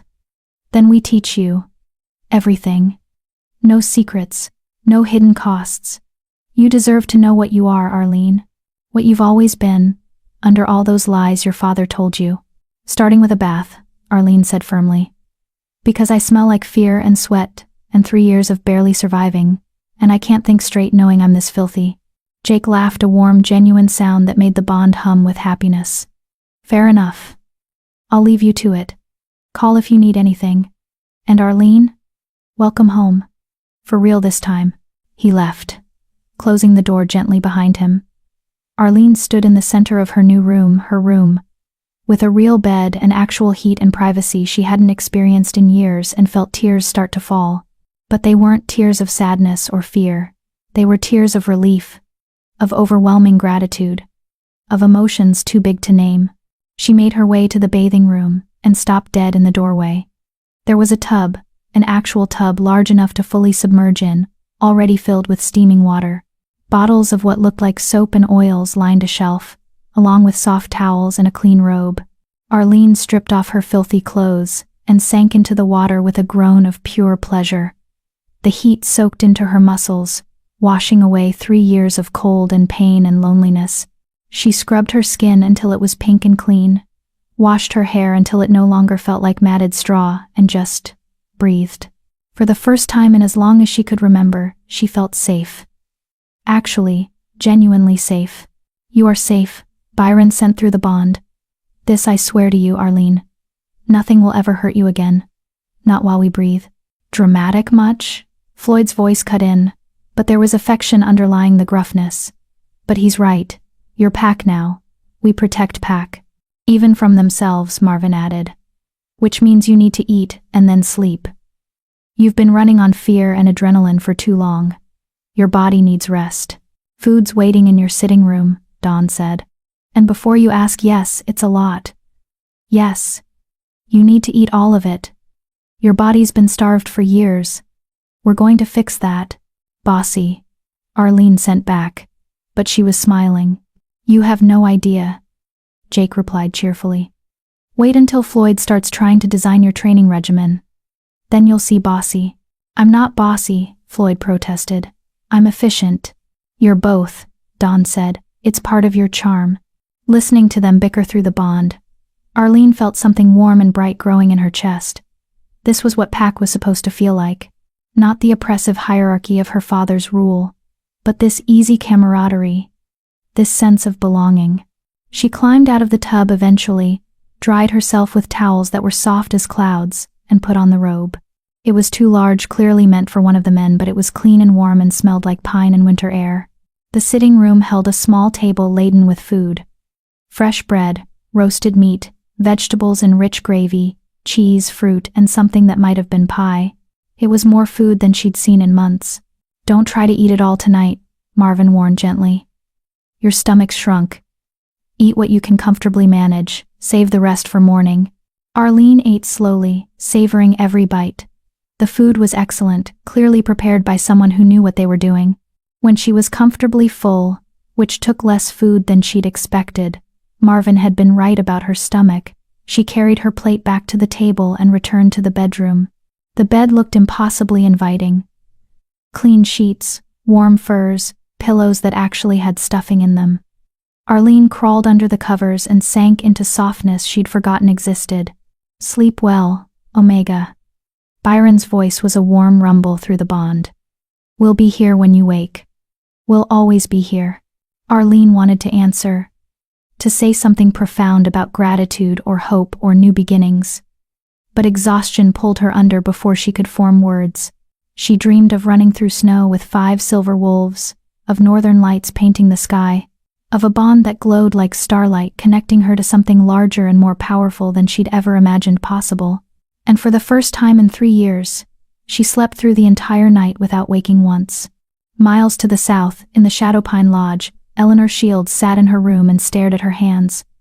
They were shaking. They'd been shaking since Arlene walked out with those 5 terrifying alphas. A knock at her door. Come in, Eleanor called, forcing her voice to steadiness. Her father entered, his face a thundercloud. We need to talk about your sister. She's not my sister anymore, Eleanor said automatically. You disowned her. I made a mistake, Vincent said, and the admission cost him. Those wolves, those Frostborn, they're not normal alphas. The power they radiated, the way they moved as one unit. That bond. It's not possible, Eleanor insisted, even though she'd felt it herself. True Omega bonds are myths. Stories we tell pups, they don't actually exist. They do exist. And your sister has one. Vincent sat heavily in Eleanor's chair. Which makes her dangerous. Dangerous? Arlene? Eleanor laughed, but it sounded hollow even to her own ears. She's pathetic. Weak. Always has been. She was pathetic when she was alone, Vincent corrected. Now she has 5 ancient alphas, willing to start a war for her. Now she has a bond that makes those alphas stronger than anything we can field. That changes everything. Eleanor's hands clenched into fists. So what do we do? Vincent's eyes glinted with cold calculation. We prepare. Because sooner or later, your sister is going to realize what she's become. And when she does, she's going to come back, not to beg but to take. To claim what she thinks should have been hers all along. You think she'll challenge us? I think, Vincent said slowly, that we just created an enemy more powerful than the Shadowpine Pack can handle. And we're going to need allies if we want to survive what's coming. He stood and moved to the door, pausing at the threshold. Get some rest, Eleanor. Tomorrow we start reaching out to the other packs. We're going to need all the help we can get. After he left, Eleanor sat in silence, her mind racing. Arlene, weak, pathetic, useless Arlene, bonded to 5 Frostborn alphas, wielding power that made Eleanor's own strength look like a candle next to the sun. It wasn't fair. Eleanor had worked for everything, had trained until her muscles screamed, had proven herself 100 times over, had earned her place as heir through blood and sweat and unwavering dedication. And Arlene? Arlene had done nothing, had been born with a gift she didn't even know she had stumbled into power she didn't deserve. "It's not fair," Eleanor whispered to the darkness. But fair or not, the truth remained. Arlene was dangerous now. And if Vincent was right, if her sister did come back seeking vengeance, Eleanor would need to be ready. Would need to be stronger, faster, more ruthless than she'd ever been before. Because she'd seen the look in Arlene's eyes as she'd walked out of the lodge. Not anger, not hatred, but pity. And somehow, that was more terrifying than any threat could have been. Chapter 7. The Awakening. Arlene woke to sunlight streaming through windows that didn't have cracks in them, wrapped in blankets that actually provided warmth, in a room that smelled like pine and safety instead of rot and despair. For a moment, she thought she was dreaming, that she'd wake up any second in her frozen cabin, alone and starving. Then the bond pulsed warm in her chest, and she felt 5 distinct presences, some close, some farther away, but all connected to her through threads of silver light. "Good morning," Byron's voice came through, rich with satisfaction. "You slept 14 hours. We were starting to worry." 14 hours? Arlene sat up, shocked. "I haven't slept that long since I can't even remember." "Your body needed it," Marvin said.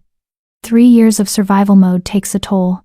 Now that you're safe, your body is finally allowing itself to rest properly. "There's breakfast waiting in your sitting room," Jake added. "And clothes. We had to guess at sizes, but they should fit reasonably well." Arlene found the clothes laid out on a chair: soft leather pants, a warm tunic, thick socks, and boots that actually looked like they'd been made for someone her size. She dressed quickly, marveling at how good it felt to wear clothing that wasn't threadbare and torn. The breakfast was as elaborate as last night's dinner had been. Fresh eggs, bacon, bread still warm from the oven, fruit, cheese, and something that smelled like coffee, real coffee, not the bitter bark tea she'd occasionally managed to brew. She ate slowly, savoring each bite, and reached through the bond. "Where are you all?" "Training yard," Floyd answered immediately. "When you're done eating, come down. Time to start your education." "Education? You're a true Omega with 0 training," Dawn said. "That's like being handed a sword when you don't know which end to hold. We need to teach you control, power management, bond manipulation, all the skills your father should have been teaching you since you first shifted." "Bond manipulation?" Arlene set down her coffee. "That sounds ominous."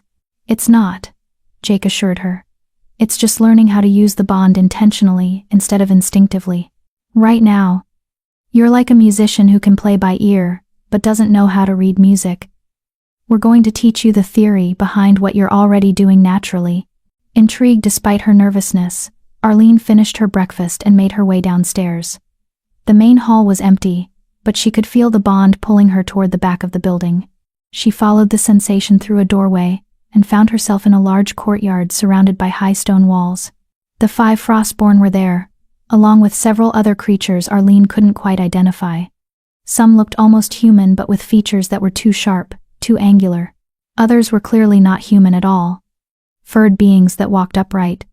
Something that might have been made of living ice. A figure whose edges seemed to blur and shift like smoke. "Our associates," Byron explained, noting her surprise. "The Frostborn have always welcomed those who don't fit elsewhere. As long as they follow pack law and contribute to the community, they're under our protection."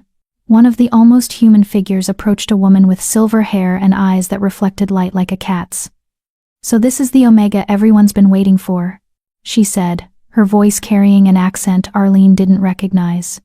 "She's smaller than I expected." "Size isn't what matters with Omegas," Jake said. "Arlene, this is Katie Ewing. She's been managing the territory's logistics for the past 30 years. 30 years? Arlene looked at Katie more closely. The woman didn't look older than 25. "Faye," Katie said with a slight smile. "We age differently. It's good to finally meet you." "Omega." The boys have been insufferable with their searching and moping. Maybe now they'll actually focus on running this territory properly, instead of ranging across the continent looking for mythical bonds. "Not so mythical now, is it?" Floyd said smugly. Katie rolled her eyes but didn't argue. She bowed slightly to Arlene, a gesture of respect that made Arlene uncomfortable, and returned to whatever she'd been doing before. "Everyone here knows about the bond?" Arlene asked quietly. Everyone here has been hoping for the bond, Marvin corrected. The Frostborn aren't just a pack, Arlene. We're a community. Everyone who lives in this territory benefits from a stable, powerful pack at its center. Which means they've all been invested in finding you. No pressure, Arlene muttered. Deep breath, Byron sent privately. I know this is overwhelming. But you don't have to be perfect. You don't have to prove anything to anyone here. Just be yourself. And let us teach you how to harness what you already have. Arlene nodded and moved to the center of the courtyard where the 5 alphas were gathering. First lesson, Byron began, his voice taking on that commanding tone that made her Omega instinct snap to attention. Understanding what the bond actually is. Dawn, you're best at theory. Explain it. Dawn stepped forward, and suddenly his sharp, knowing eyes made sense. This was a teacher, someone who understood things at a fundamental level. The Omega Bond is a form of pack magic that predates modern wolf packs by thousands of years, Dawn said. In the ancient times, before territories became fixed and hierarchies became rigid, wolves ran in smaller, tighter groups. Usually 5 to 7 alphas led by a single Omega. Not led in the sense of giving orders, but led in the sense of providing direction, purpose, cohesion. Like a rudder on a ship, Jake added. The alphas provide the power and speed. But the Omega steers. Exactly, Dawn continued. But over time, as wolf populations grew and territories became contested, the old pack structures fell apart. Large packs formed with single alpha hierarchies, and the role of Omegas got confused with submission and weakness. Omegas who didn't fit that mold were seen as defective. Like me, Arlene said quietly. Like you. Dawn agreed. But you're not defective, Arlene. You're what Omegas were always meant to be. The problem is, without training, without understanding, your power is raw and uncontrolled. Which brings us to today's lesson. Learning to consciously direct the bond. I thought I was already doing that, Arlene said. I can feel you all send emotions, shield my thoughts. That's passive use, Floyd interrupted. Instinctive. What we're going to teach you is active use. Intentional manipulation of the bond for specific purposes, such as power sharing, Byron said. Right now, power flows naturally through the bond. We give you strength, you give us cohesion, everything balances automatically. But in combat or crisis situations, you need to be able to direct that flow intentionally. Send all the power to one alpha who needs it, or pull power back to protect yourself, or distribute it unevenly based on tactical needs. That sounds complicated. It is, Marvin said. Which is why we're starting simple. Byron. Shift. Byron's form blurred, and suddenly a massive silver wolf stood where the man had been, his ice-blue eyes fixed on Arlene with an intensity that would have been frightening if not for the warmth flowing through their bond. Now, Marvin instructed. Reach through the bond to Byron. Feel the thread connecting you to him. Notice how power flows both ways, from him to you, from you to him. Got it? Arlene focused, following Byron's thread until she could sense the power moving along it like water in a stream. Yes, I feel it. Good. Now try to increase the flow from you to him. Consciously push more of your energy through the bond. Don't force it, guide it, like opening a valve wider. Arlene concentrated, imagining the flow of power increasing. At first, nothing happened. Then she felt something shift, and suddenly energy was rushing from her chest to Byron in a torrent. Byron's wolf form began to glow. Actually glow, with silver light that made him look like he was carved from moonlight. He grew larger, his muscles more defined, his presence more overwhelming. The other beings in the courtyard took involuntary steps backward. Holy shit, Arlene breathed. That's Omega amplification, Dawn said, his voice filled with awe despite clearly having seen this before. That's what you can do, Arlene. You can take an already powerful alpha and make him unstoppable. Now pull the power back, Marvin instructed. Slowly. Close the valve, redirect the energy back to yourself. Arlene tried, but it was like trying to stop a river with her hands. The power kept flowing, and Byron kept glowing brighter, and suddenly she was feeling lightheaded, like she was giving away too much. Easy, Byron sent through the bond, his mental voice steady despite his physical transformation. You're not in danger. The bond won't let you drain yourself completely. Trust it. Trust yourself. Arlene took a breath and stopped fighting. Instead of forcing the power to stop flowing, she simply asked it to. Gently suggested that it was time to return to balance. The torrent slowed to a stream, then to the normal steady flow. Byron's glow faded, and he shrank back to his usual still massive size. Better, Marvin said approvingly.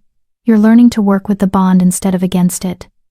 That's the key to everything, Arlene. The bond isn't a tool you force to obey. It's a living connection that responds to intention and respect. Byron shifted back to human form, his face flushed, and his eyes bright. That was incredible, he said, slightly breathless. I felt like I could tear down mountains. Is that what it's always like? Only when an Omega consciously amplifies, Jake said. Usually the power boost from the bond is subtler, but in combat, or when we need a massive show of force, you can do what Arlene just did. Make any one of us temporarily unstoppable. Or all of us simultaneously, Dawn added. Though that would drain you significantly. It's not something you'd want to do often. Unless you had no choice, Floyd said darkly. Which is why we need to train her to handle sustained amplification. If Shadowpine comes for us, they won't, Byron said firmly. Vincent Shields is cruel, but he's not stupid. He felt our power last night. He knows challenging us would be suicide. He's also proud, Marvin countered. And pride makes people do stupid things. We should be prepared for the possibility that he'll try to reclaim Arlene or eliminate her as a threat. Let him try, Floyd growled. We'll paint the snow red with enough, Byron said, his alpha authority making even Floyd stop mid-sentence. We're not starting a war unless we have no choice. Our priority is training Arlene, teaching her control, and establishing ourselves as a legitimate pack that other territories will respect. Actually, Arlene said quietly, and 5 pairs of eyes turned to her. I have a question. You keep talking about other territories, other packs. Are there many of them? And do they all treat Omegas the way Shadowpine did? The silence that followed was answer enough. Some are better, Jake said finally. Some are worse. The problem is systemic, Arlene. It's been generations since anyone's seen a true Omega bond in action. Most packs don't even believe they exist anymore. They've built their entire social structures around the idea that Omegas are weak, submissive, meant to be protected or controlled. Which means, Dawn continued, when word spreads that the Frostborn have bonded with a true Omega, when other packs see what you can do, it's going to challenge everything they believe. Some will be curious, some will be hostile, and some, his expression darkened, will want to steal you. Steal me. Omega bonds are supposed to be permanent, Byron explained. But there are methods. Dark magic, blood rituals, things that can theoretically break an existing bond and force a new one. It's never been successfully done as far as we know, but that won't stop some alphas from trying. Ice flooded Arlene's veins. She'd just escaped one prison, and now she was learning she'd painted a target on her back. So I'm in danger, constant danger, for the rest of my life. You're in our protection, Floyd corrected fiercely. Which means anyone who wants to hurt you has to go through 5 Frostborn alphas first. And that's a fight they won't win. But I can't live in fear forever, Arlene said. I can't hide here and never interact with the wider wolf world. That's just another kind of exile. You're right, Byron said, which is why we're not going to hide. We're going to do the opposite. In 2 weeks, the Northern Territories Summit takes place. It's a gathering where all the major packs send representatives to discuss boundaries, trade, conflicts, basically wolf politics. We're going to attend. And we're going to introduce you. Introduce me? Arlene's voice rose in pitch. To every major pack in the north? Are you insane? Possibly, Dawn said with a slight smile. But Byron's right. The best defense is making you too publicly visible to disappear. If everyone knows you exist, knows you're bonded to the Frostborn, knows we'll go to war to protect you, then attacking you becomes politically costly. Stealth operations are one thing. Open warfare is another. Plus, Jake added, it sends a message. The Frostborn aren't hiding anymore. We're not a dying pack clinging to the past. We're a bonded pack with a true Omega. And we're demanding the respect that comes with that. Arlene looked at each of them, these 5 deadly alphas who wanted to parade her in front of the most powerful wolves in the north. It was terrifying. It was reckless. It was also brilliant. 2 weeks, she said slowly. That's not much time to prepare. Then we'd better make the most of it. Marvin said, training starts now. By the time we walk into that summit, you're going to be able to amplify any of us at will, shield against hostile alphas trying to dominate you, and project enough confidence that no one will dare treat you like the weak Omega your father thought you were. No pressure, Arlene muttered again. Byron moved to stand directly in front of her, his hand cupping her cheek. The touch sent warmth cascading through the bond. You can do this, he said quietly. You survived 3 years of slow starvation and isolation. You dragged 5 dying alphas into your cabin and saved us when it would have been easier to let us die. You stood up to your father and walked away from the only life you'd ever known. Training for a summit? That's nothing compared to what you've already overcome. Arlene wanted to believe him. Looking into his ice-blue eyes, feeling the absolute faith flowing through their bond, she almost did. All right, she said, straightening her shoulders. Teach me. Everything. I want to be ready. The 5 Frostborn alphas smiled, and the bond blazed bright with pride and determination. Then let's begin, Byron said. And for the next 2 weeks, Arlene learned what it truly meant to be an Omega. Not the broken, powerless creature her father had tried to make her, but something ancient and powerful and utterly irreplaceable. By the time the Northern Territories summit arrived, she would be ready to show the world what a true Omega could do, and the North would never be the same. Chapter 8. The Summit. The journey to the Northern Territories summit took 3 days of hard travel through increasingly harsh terrain. Arlene had expected to struggle. 3 years of near starvation had left her weaker than she wanted to admit, but the bond made everything easier. When her legs grew tired, strength flowed from Marvin.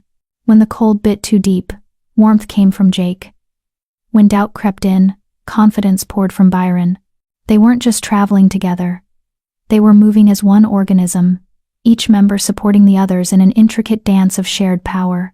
This is what pack is supposed to feel like, Arlene sent through the bond on their second night, watching the 5 alphas set up camp with practiced efficiency. This is what your pack feels like, Dawn corrected. Most packs don't have this level of connection. They have hierarchy and duty. We have something closer to symbiosis. That's the Omega bond, Jake added, handing her a bowl of hot stew. You make us better than we are alone, and we make you stronger than you could be without us. It's reciprocal in a way most wolves have forgotten is possible. The summit was being held in neutral territory, an ancient meeting ground called the Stone Circle that predated modern pack boundaries. According to Byron, it had been used for gatherings like this for centuries, maybe longer.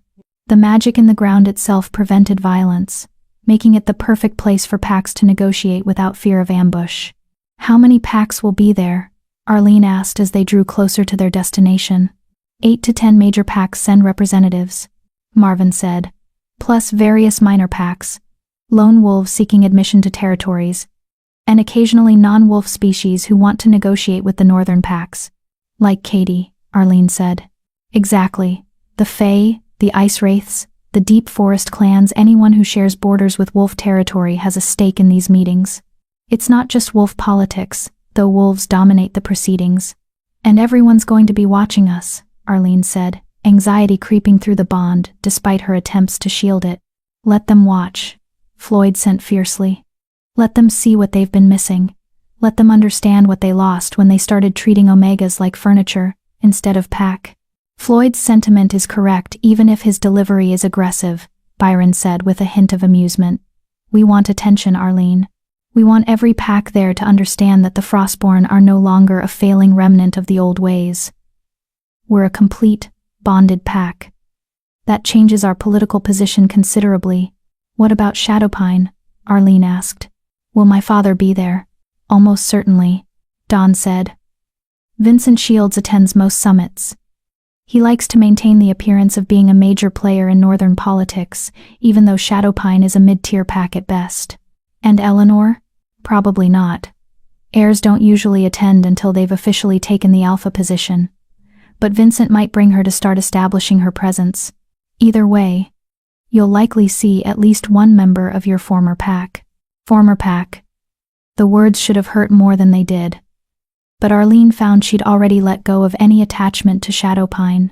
Whatever grief she'd felt for losing her birth pack had been overwhelmed by the joy of finding her true one. They crested a ridge on the third day, and Arlene caught her first glimpse of the stone circle. It was aptly named a massive ring of standing stones that thrust from the earth like giants' fingers, each one carved with symbols that seemed to shift and writhe when she looked at them directly. Within the circle, dozens of camps had been established, banners and flags marking different pack territories. "Stay close," Byron instructed as they descended toward the gathering. The neutrality magic prevents direct violence, but it doesn't stop verbal challenges or dominance displays. Some alphas will try to intimidate you just to test your resolve. Let them try, Arlene said, surprised by the steel in her own voice. 2 weeks of intensive training had given her more than just control over the bond. It had given her confidence. She knew what she was now, knew what she could do, and she was done cowering before alphas, who thought dominance and cruelty were the same thing. "That's our Omega," Jake sent proudly. They entered the stone circle, and immediately Arlene felt dozens of eyes turning toward them. Conversation died in waves as pack after pack noticed the new arrivals. She could practically hear the thoughts racing through their heads. Who are these wolves? Why do they move like that? What's wrong with that female? She's too small to be alpha, too confident to be Omega. What is she? A massive wolf stepped forward from the nearest camp, shifting into human form as he approached. He was easily as large as Byron, with coal-black hair and eyes that glowed amber. His presence radiated power and authority. "Frostborn," he said, his voice carrying across the sudden silence. "I didn't expect to see your pack here. Last I heard, you were down to 5 wolves and fading fast." "Alpha Roberto Goldstein," Byron greeted him coolly. "Still leading the Ironwood pack, I see, and still making assumptions without gathering facts." Roberto's eyes narrowed, then slid to Arlene. His expression shifted from curious to shocked. "Is that no? It can't be. True Omega bonds are extinct." "Clearly not," Dawn said. "Since we're all standing here, very much bonded." "Impossible," another voice rang out. A woman emerged from a different camp, tall and lean with silver blonde hair. "I've searched for 20 years for any sign of a true Omega. There are none left. This is some trick, some—" She stopped mid-sentence as Arlene dropped her shields and let the bond blaze visible. Silver threads of light appeared, connecting her to each of the 5 Frostborn alphas. The threads pulsed with power, and the air itself seemed to hum with energy. The woman's face went pale. "By the ancient laws," she whispered. "It is real." "Alpha Tania Tanner of the Riverbend Pack," Byron said formally. "Allow me to introduce Arlene Terry, true Omega and heart of the Frostborn Pack." More wolves were gathering now, drawn by the commotion. Arlene could feel their stares, their skepticism, their hunger. Some looked at her with wonder, others with calculation, a few with barely concealed hostility. And then, pushing through the crowd, came a face she recognized. Vincent Shields, her father, followed closely by Eleanor. Arlene's breath caught, but she forced herself to remain steady, forced herself to meet her father's shocked gaze without flinching. "Arlene," Vincent said, and there was something complicated in his voice. Surprise, anger, and maybe, just maybe, a hint of fear. "So the rumors are true. You've somehow bonded with the Frostborn." "Not somehow, father," Arlene said, keeping her voice level. "I saved their lives. The bond formed naturally, the way it's supposed to. The way it would have formed years ago, if you'd bothered to teach me what I was, instead of convincing me I was worthless." Eleanor stepped forward, her golden eyes fixed on the visible bond threads. "This is impossible," she said, but there was uncertainty beneath her words. "You're just an Omega. You can't possibly have this kind of power." "I'm not just anything," Arlene replied. "I'm exactly what I was always meant to be. You were just too ignorant to recognize it." "Watch your tongue, girl," Vincent growled, his alpha power flaring. "You may have found yourself some new pets, But that doesn't give you the right to. He stopped because Byron, Floyd, Marvin, Jake, and Don had all moved simultaneously, placing themselves between Vincent and Arlene. Their combined presence was overwhelming. A wall of power that made Vincent's display look like a candle next to a bonfire. "You will speak to our Omega with respect," Byron said, his voice deadly quiet. "Or you will not speak to her at all." "Your Omega?" Vincent's face flushed red. "She's my daughter, my—" "You disowned her," Marvin interrupted. "Declared her rogue in front of your entire pack. You have no claim to her. You have no authority over her. She is Frostborn now, and if you continue this line of conversation, you will force us to formally challenge Shadowpine's standing in the Northern Territories." The threat hung in the air. Challenging a pack's standing could lead to territory disputes, trade embargoes, even coordinated attacks from multiple packs. It was political warfare of the worst kind. Vincent's jaw worked as he calculated odds, considered consequences. Finally, he took a step back. "This isn't over," he said quietly. "A true Omega bond, if that's truly what this is, has implications far beyond your little pack dispute." "Agreed," Roberto Goldstein said, his amber eyes thoughtful. "Which is why I'm calling for a formal recognition ceremony. Let the assembled packs witness this bond and judge its authenticity. If it's real, the Frostborn deserve to be acknowledged as a complete, bonded pack with all the rights and protections that entails. And if it's fake?" Someone called from the crowd. "Then they'll be exposed as frauds and driven from the territories," Roberto replied. "But something tells me this is very real indeed." Tanya Tanner stepped forward. "I support Roberto's proposal. A recognition ceremony at sunset. That gives us time to prepare the proper rituals and gather the necessary witnesses." One by one, the other pack representatives voiced their agreement. Some enthusiastically, others reluctantly, but the consensus was clear. The Northern packs wanted proof that the Frostborn had truly bonded with an Omega, and Arlene was about to give them that proof. "Are you ready for this?" Byron asked through the bond. "A recognition ceremony is intense. You'll have to demonstrate control over the bond in front of everyone.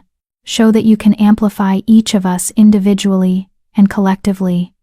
Prove that the bond is real and stable." "I'm ready," Arlene sent back. And she meant it. "Let's show them what a true Omega can do." The sun was setting, painting the sky in shades of gold and crimson, when the assembled packs gathered within the stone circle for the recognition ceremony.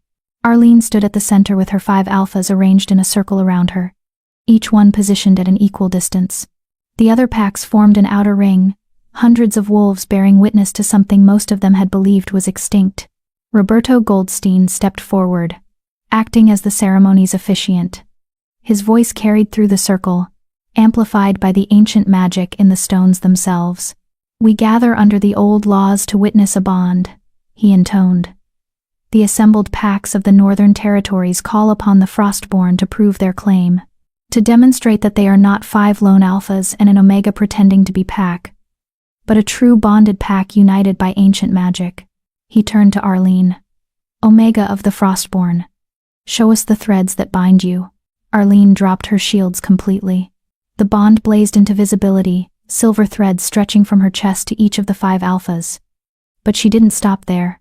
She'd learned in her training how to make the bond more visible, how to amplify its presence. She poured energy into the threads, making them glow brighter and brighter until they were brilliant as lightning, until the entire stone circle was lit by their radiance. Gasps rippled through the crowd. Even the skeptics couldn't deny what they were seeing. "Show us amplification," Roberto commanded. "Grant power to your alphas. Prove the bond functions as the ancient texts describe." This was the test. The part where she could fail, where any weakness would be exposed. Arlene took a breath and reached through the bond. She started with Byron, sending power flowing through their connection. His form began to glow as it had in training, growing larger, stronger, radiating dominance that made every wolf in the circle instinctively submit. She held the amplification for 10 heartbeats, then shifted. Jake next. His glow was different, brighter, more beautiful, like captured moonlight. Then Floyd, whose amplified presence became terrifying in its scarred intensity. Then Marvin, solid and immovable as a mountain. Then Don, sharp and brilliant as winter stars. She cycled through them again and again, faster each time, demonstrating not just that she could amplify, but that she had complete control, that she could direct the bond with precision and purpose. Now all of us, Byron sent. Show them what we can really do.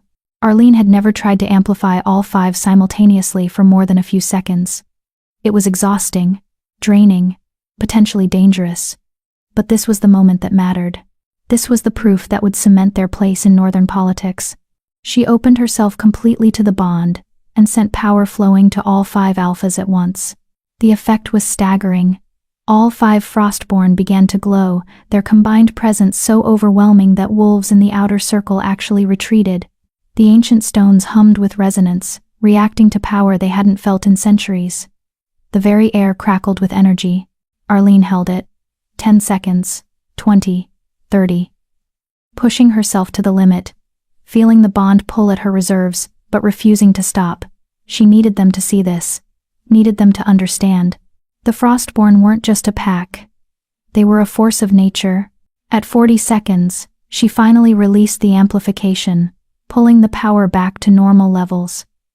She swayed slightly, exhausted, but 4 hands immediately reached out to steady her. Byron in front, Jake and Floyd on the sides, Marvin behind, supporting her, proving what the bond really meant. Pack takes care of pack. The stone circle was silent. Even Vincent Shields looked stunned, his face pale as he stared at what his daughter, his rejected, useless Omega daughter, had just accomplished.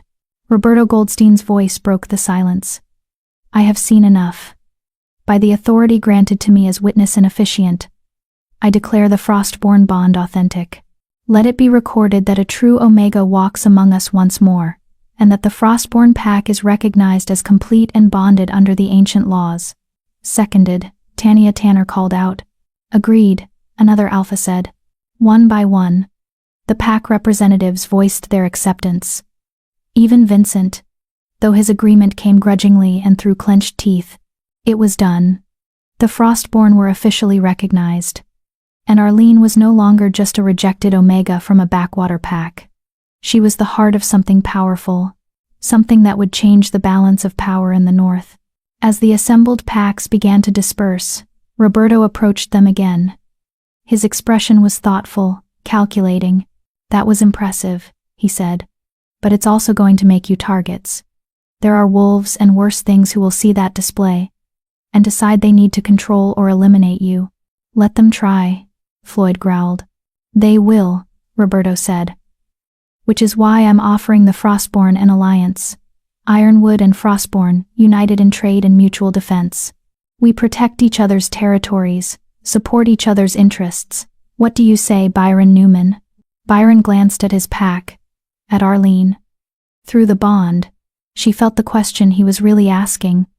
What do you think, Omega? Should we trust him? Arlene studied Roberto Goldstein. He was powerful, ambitious, calculating, but she didn't sense cruelty in him, didn't sense the kind of casual disregard for those weaker than himself that she'd lived with in her father's pack. I think he's offering because he's smart enough to want us as allies instead of rivals, she sent. And I think we need allies. Agreed, Byron sent to all of them through the bond. We accept, Byron said aloud. Ironwood and Frostborn, allied in peace and war. Roberto smiled and extended his hand. Byron shook it, and Arlene felt something shift in the political landscape around them. They'd just gone from being a curiosity to being a recognized power. And in the crowd, watching with narrowed eyes, Eleanor Shields realized that her sister had just become more dangerous than she'd ever imagined possible. Chapter 9. The Challenge. The celebration that followed the recognition ceremony was unlike anything Arlene had ever experienced. The various packs set up elaborate feasts, sharing food and drink and stories as the night grew deeper. Music played drums and flutes, and voices raised in songs that spoke of ancient hunts and legendary battles. For the first time in her life, Arlene was treated not as an outcast but as someone important, someone worthy of respect. It should have felt good. It did feel good. In moments, but there was an undercurrent of tension she couldn't shake. You feel it too, Byron sent privately as they sat around the Ironwood pack's fire, sharing a meal with Roberto and his inner circle. Something's coming. Vincent won't let this go, Arlene replied. He spent 3 years convincing everyone I was worthless. Now I've proven I'm more powerful than anyone in his pack. That's not just embarrassing for him, it's dangerous. It undermines his authority. Let him sulk, Floyd growled through the bond. What's he going to do? The neutrality magic prevents violence. By tomorrow we'll be gone, back to our own territory. He'll have to live with the humiliation. But Arlene wasn't so sure. She'd grown up watching her father maneuver and manipulate. Vincent Shields didn't accept defeat gracefully. He found ways to turn losses into victories, even if it meant bending rules or exploiting loopholes. She scanned the gathering, searching for her father or Eleanor in the crowd. She couldn't see either of them, which only increased her unease. "You're worried about Shadowpine," Roberto observed, noting her distraction.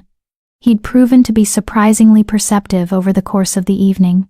Understandable, given your history, but Vincent would be a fool to move against you now. You have the Frostborn, you have Ironwood's alliance, and you have the recognition of the assembled packs. Attacking you would be political suicide, unless he found a way to make it look justified, Dawn said quietly. He'd been silent most of the evening, his sharp eyes constantly scanning the gathering. A challenge, perhaps, something that falls within the bounds of pack law. What kind of challenge? Arlene asked. There are old traditions, Roberto said reluctantly. Ways for an alpha to reclaim a pack member they believe was stolen or coerced into leaving.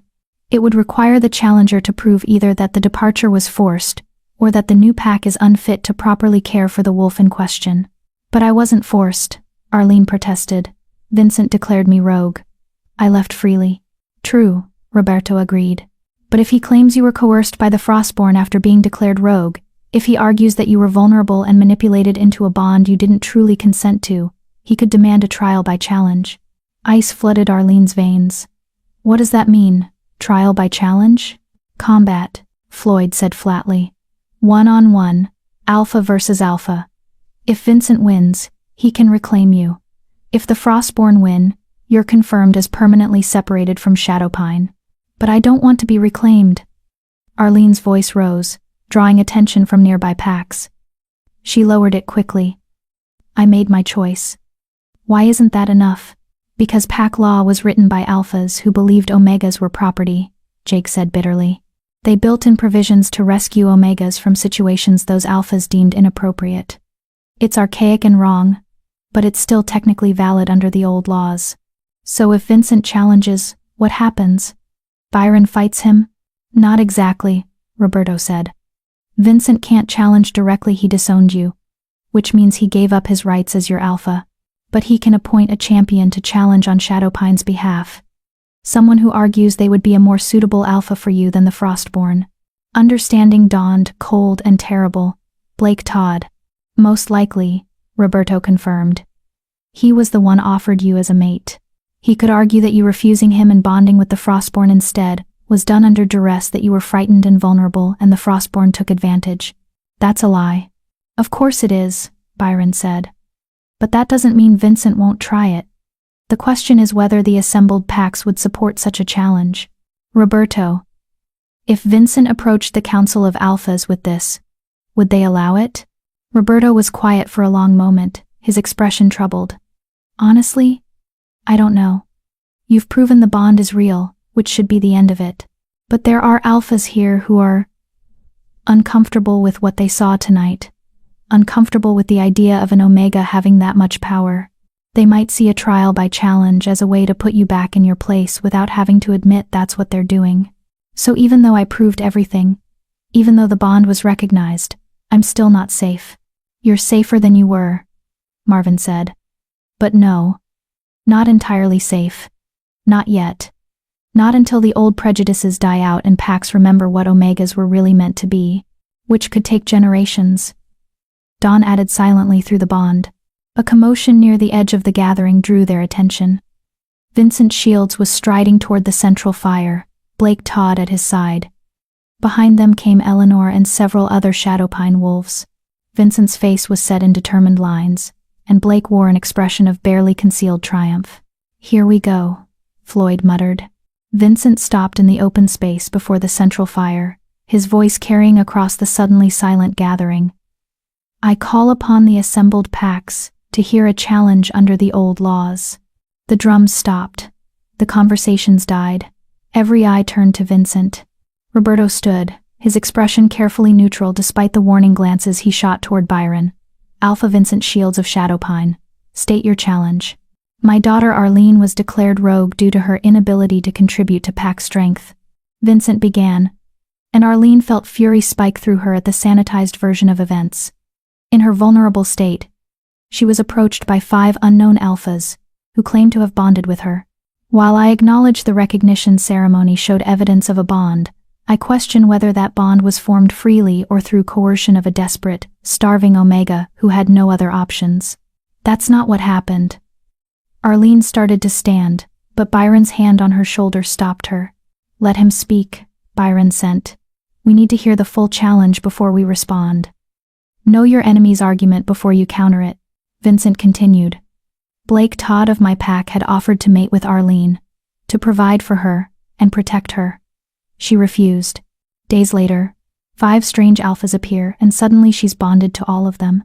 I submit that no Omega in her right mind would refuse a respectable offer from her own pack only to immediately bond with complete strangers unless those strangers use their power to manipulate and coerce her. You declared her rogue. Byron's voice cut across the gathering like a blade. You gave her to Blake like property, and when she refused, you stripped her of pack protection. She was within her rights to bond with whoever she chose after that. Was she? Vincent's smile was cold. Or was she too traumatized, too desperate, too starved and broken to make a rational choice? The Frostborn found her in that state, a state I admit I allowed, though I didn't realize how bad it had gotten and they exploited her vulnerability. That's not a true bond. That's manipulation. This is insane, Jake said. We didn't manipulate anyone. The Omega bond cannot be forced, everyone knows that. Normally, yes, Vincent agreed. But in cases where an Omega is severely compromised, mentally or physically, the bond might form out of desperation rather than true connection. Which is why I'm calling for a trial by challenge. If the Frostborn truly have Arlene's best interests at heart, if the bond is genuine and strong, they should have no problem proving it. Proving it how? Arlene demanded, finally finding her voice. I already proved the bond is real. You proved power exists, Vincent said. Not that the bond was formed freely. Blake Todd challenges the Frostborn's right to their Omega bond. He claims that given a fair choice, with time to recover from her ordeal, Arlene would choose a mate from her own kind, rather than these northern strangers. He challenges for the right to break your bond and establish a new one. The gathered packs erupted in murmurs and arguments. Some looked horrified at the suggestion, others looked intrigued, and a few too many looked like they thought Vincent might have a point. Roberto raised his hand for silence. This is highly irregular, Vincent. The Omega bond has been recognized. Attempting to break it through combat is allowed under the old laws, Vincent interrupted. Laws that you yourself acknowledged are still valid when you officiated tonight's ceremony. Blake challenges Byron Newman, Alpha of the Frostborn, for the right to claim Arlene. If Blake wins, the bond is proven false and she returns to Shadowpine. If Byron wins, we accept the separation permanently. No, Arlene said, her voice shaking with rage. No, I don't accept this. I'm not property to be won or lost in combat. I made my choice. That should be enough. It would be, Tanya Tanner said, stepping forward, if you had made that choice from a position of strength. But Vincent raises a valid concern. You were starving, Omega. You were desperate. The Frostborn may have saved your life, but that doesn't mean the bond formed for the right reasons. You can't be serious, Dawn said incredulously. You saw the ceremony. You felt the power. That's not manipulation, that's the ancient magic working exactly as it should. Nevertheless, Tanya said, though she looked uncomfortable, a challenge has been issued under valid laws. The council must vote on whether to allow it. Then let's vote now, Roberto said, all in favor of allowing Blake Todd's challenge. Hands rose. Arlene's heart sank as she counted them. 5 alphas voted in favor, 5 voted against, and 3 abstained, including Tanya. The vote is tied, Roberto announced, which means according to tradition, the challenged party has the right to accept or decline. Byron Newman, do you accept Blake Todd's challenge? Every eye turned to Byron. Through the bond, Arlene felt the fury radiating from all 5 Frostborn. They wanted to refuse, to tell Vincent and Blake, and everyone who supported this farce exactly where they could put their challenge. But she also felt the calculation. If they refused, it would look like they had something to hide, like they weren't confident in their bond. And in the political landscape of the Northern Territories, perception mattered as much as reality. "What do I do?" Byron sent to the pack. "If I fight and lose." "You won't lose," Floyd said with absolute certainty. "Blake Todd is nothing. A bully and a brute. You'll tear him apart. But if by some miracle he does win," Jake said quietly, "the bond would be broken. Arlene would be forced back to Shadowpine. We have to consider that risk." "No," Arlene sent, her mental voice so fierce, it made all 5 alphas pause.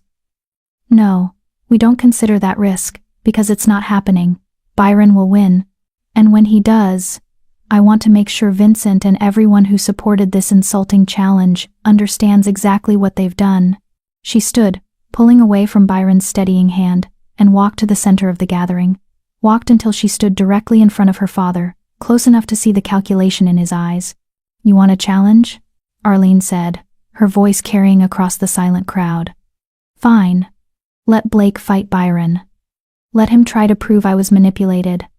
But know this, Father, when Byron wins, when your champion is defeated and humiliated in front of every pack in the North, I will make sure everyone knows the truth. Not your sanitized version where you didn't realize how bad it had gotten. The truth about how you deliberately starved me. How you exiled me to a broken cabin knowing I couldn't survive. How you spent 3 years hoping I'd just conveniently die so you wouldn't have to deal with your Omega problem." Vincent's face flushed red. "You dare." "I dare," Arlene cut him off. "Because I'm not your powerless daughter anymore. I'm a bonded Omega. I have 5 alphas who would burn the world for me. And when this farce of a challenge is over, when Blake is bleeding in the snow and your plan has failed, you're going to have to live with the knowledge that you threw away something precious. Something you were too ignorant and cruel to value." She turned to address the assembled packs. "I was not coerced. I was not manipulated. I made a choice to save 5 dying alphas, because letting them freeze would have made me as heartless as my father. The bond formed because I have something Vincent Shields never taught me: compassion. The ability to see value in others even when they can't offer me anything in return. That's what Omegas are supposed to do. That's what the ancient magic responds to. Not weakness, not desperation, but the strength to care even when the world has given you every reason not to." Silence. Then, from somewhere in the Ironwood section, someone began to howl. Not a challenge or a threat, but a song of acknowledgement, of respect. Others joined in, until the stone circle echoed with voices. Not everyone.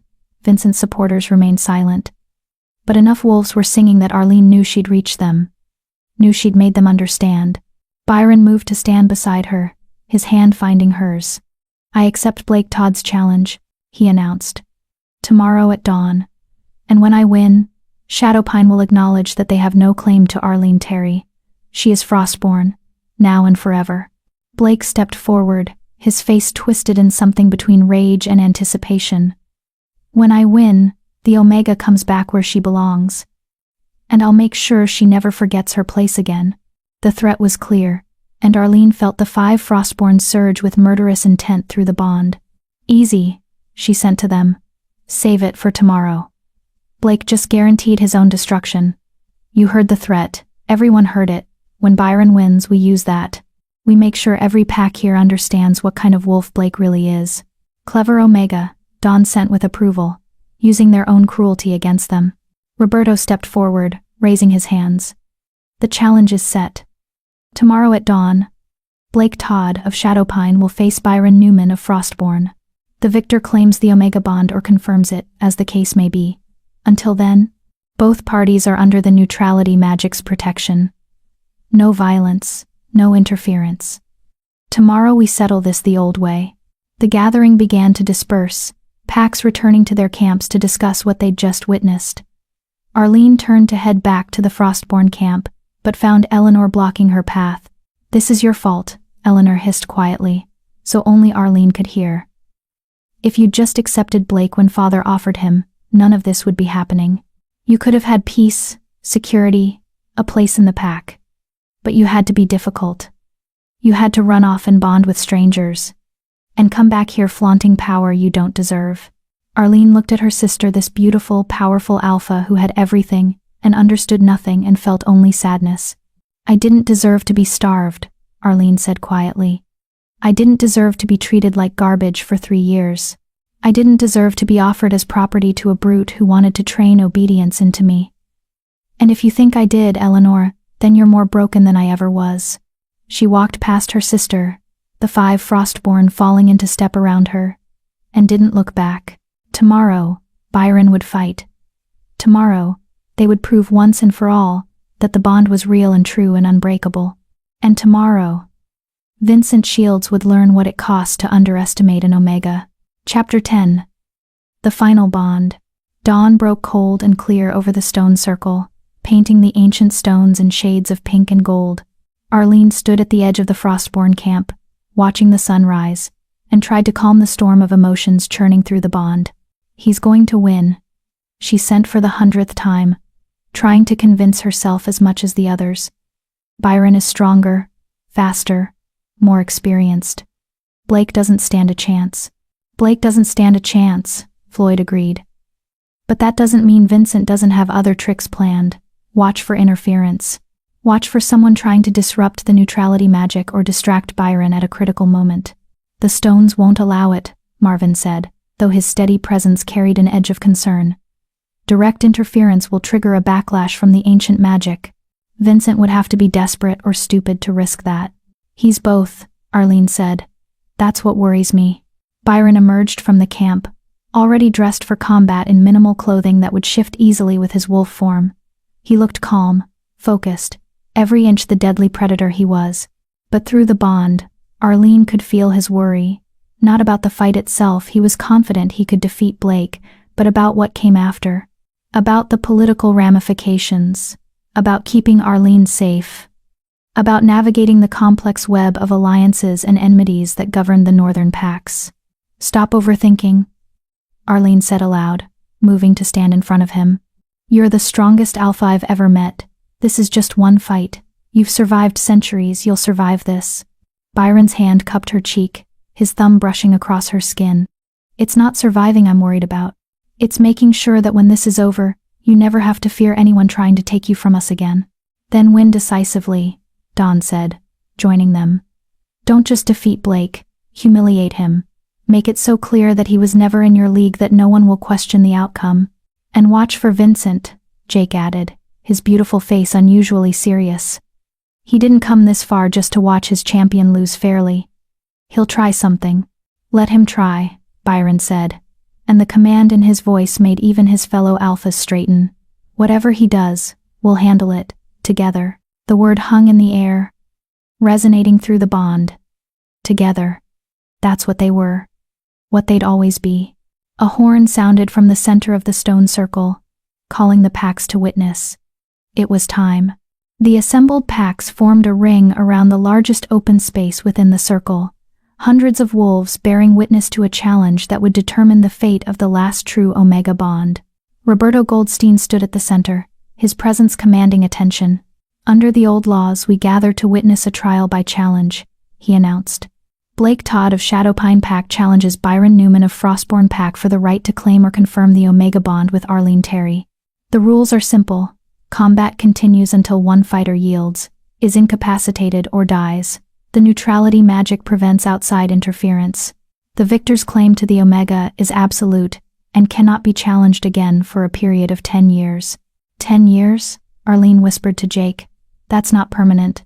Nothing in pack law is truly permanent, Jake whispered back.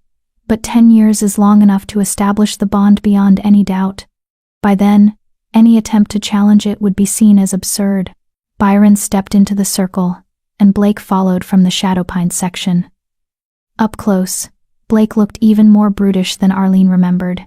He was massive, heavily muscled, with scars that spoke of a lifetime of violence. His eyes, when they found Arlene, were hungry and possessive, like she was a prize he'd already won. Last chance to save yourself the humiliation, Blake called to Byron. Yield now, and I'll make sure the Omega is treated well enough. The only one facing humiliation is you, Byron replied calmly. And when this is over, Arlene will never have to see your face again. Blake's expression darkened. We'll see about that. Roberto raised his hand. Begin. Both fighters shifted immediately, their human forms blurring into massive wolves. Blake was huge, his dark fur matted with old blood and scars. But Byron was larger, his silver coat gleaming like moonlight, his presence radiating power that made Blake's brutish strength look clumsy by comparison. They circled each other, both looking for an opening. Blake struck first, lunging with his jaws aimed at Byron's throat. It was an aggressive move, meant to end the fight quickly through sheer force. Byron sidestepped with fluid grace, his claws raking across Blake's flank as the larger wolf's momentum carried him past. First blood to the Frostborn. Blake snarled and spun, more cautious now. He'd underestimated Byron's speed, made the mistake of thinking size alone would win the fight. He's strong but undisciplined, Floyd observed through the bond. Byron will take him apart piece by piece. The fight continued, and it quickly became clear that Floyd was right. Byron was faster, more skilled, more controlled. Every attack he made drew blood. Every move Blake tried, Byron anticipated and countered. It was less a fight and more a lesson in the difference between a brawler and a warrior. Within 5 minutes, Blake was bleeding from a dozen wounds. His movements were slowing, his breathing labored. Byron barely looked winded. Yield, Byron's mental voice projected so everyone could hear one of the tricks truly powerful alphas could perform. You can't win this, Blake. Save yourself the pain and yield. Never, Blake snarled, launching another desperate attack. This time Byron didn't just dodge. He met the attack head-on, his jaws closing around Blake's throat. Not biting down, not yet just holding, demonstrating that he could end the fight whenever he chose. Blake froze, trapped. Through the bond, Arlene felt Byron's control, his restraint. He could kill Blake right now. One bite, one flex of his powerful jaws, and the challenge would be over. But he was showing mercy, giving Blake one more chance to yield with his life intact. That's when Arlene saw the movement in the crowd. Vincent, his hand raised in some kind of signal, and near the edge of the circle, one of the shadow pine wolves was doing something to the stones, touching them, whispering something, his hands glowing with a sickly green light. No! Arlene sent desperately through the bond. Byron, the stones, they're tampering with the neutrality magic. But it was too late. The sickly green light spread from the touched stone, racing through the circle's ancient network. And suddenly the air itself changed. The protective magic warping into something else. Something dark. Blake, who'd been trapped and defeated, suddenly convulsed. His form began to change, but not into human shape. Into something else. Something wrong. His body swelled with unnatural strength, his eyes turned black, and foam flecked his jaws. Blood rage, Roberto's voice rang out in horror. Vincent, what have you done? Blood rage is forbidden magic. But Vincent was already moving, his pack forming around him, preparing to flee. He'd known this would happen, had planned it. If Blake couldn't win fairly, Vincent had ensured he'd win by any means necessary. Even if it meant unleashing dark magic that could kill everyone in the circle. A wolf in blood rage was unstoppable. Immune to pain, driven only by the instinct to kill, they would fight until either they or everything around them was dead. And the corrupted neutrality magic wasn't protecting anyone anymore, it was containing them all with the monster Vincent had created. Blake's jaws released Byron's throat, not out of strategy, but because the blood rage made him forget tactics entirely. He lunged again, but this time with the crazed strength of dark magic, his attacks wild and impossibly powerful. Byron dodged, but one of Blake's claws caught him across the shoulder, tearing deep. Through the bond, Arlene felt Byron's pain spike. Pull back, Marvin sent. Byron, you can't fight blood rage head-on. You need to. I know what I need, Byron interrupted. And through the bond, Arlene felt what he was asking for. Not just strength, not just speed, but everything. The full power of the Omega Bond, amplified beyond anything she'd done in training. It could kill you, Jake sent desperately. That much power, sustained that long, your body might not be able to handle it. Then it kills me, Byron replied. But I will not let that creature touch our Omega. Arlene, please. Trust me. Give me everything. Arlene didn't hesitate. She dropped every shield, opened every channel, and poured power through the bond to Byron with everything she had. Byron's form exploded with silver light. Not just glowing, blazing like a star, so bright that wolves had to look away. His body grew larger, his muscles more defined, his presence so overwhelming that even Blake's blood rage made him hesitate for one crucial second. Byron moved like lightning, too fast to follow. His claws found Blake's legs, hamstringing him. His jaws found Blake's spine, not to kill but to paralyze. And all the while, that impossible power burned through him, the Omega bond making him more than any single wolf had a right to be. Blake went down, still conscious but unable to move. Still snarling and snapping, but no longer a threat. The blood rage would kill him eventually. That was what happened to wolves who were forced into it. But the fight was over. Byron shifted to human form, his body still glowing with the Omega bond's power. He looked at Vincent, who stood at the edge of the circle with his pack ready to run. "You used forbidden magic," Byron said, his voice carrying to every corner of the gathering. "You tried to murder me, your own daughter, and every wolf in this circle just to avoid losing a challenge. That's not strength, Vincent Shields. That's cowardice. The bond made you too strong," Vincent shouted back. "That's not natural. That much power in the hands of one wolf of an Omega, it's dangerous. So you tried to kill everyone?" Tanya Tanner's voice rang out, fury evident. "The blood rage doesn't discriminate, Vincent. Blake would have torn through us all once Byron fell. You would have murdered every alpha here to reclaim one Omega?" The assembled packs were turning now, their expressions shifting from shock to rage. Vincent had broken the most sacred law. He'd corrupted the neutrality magic. Endangered everyone, all for pride and control.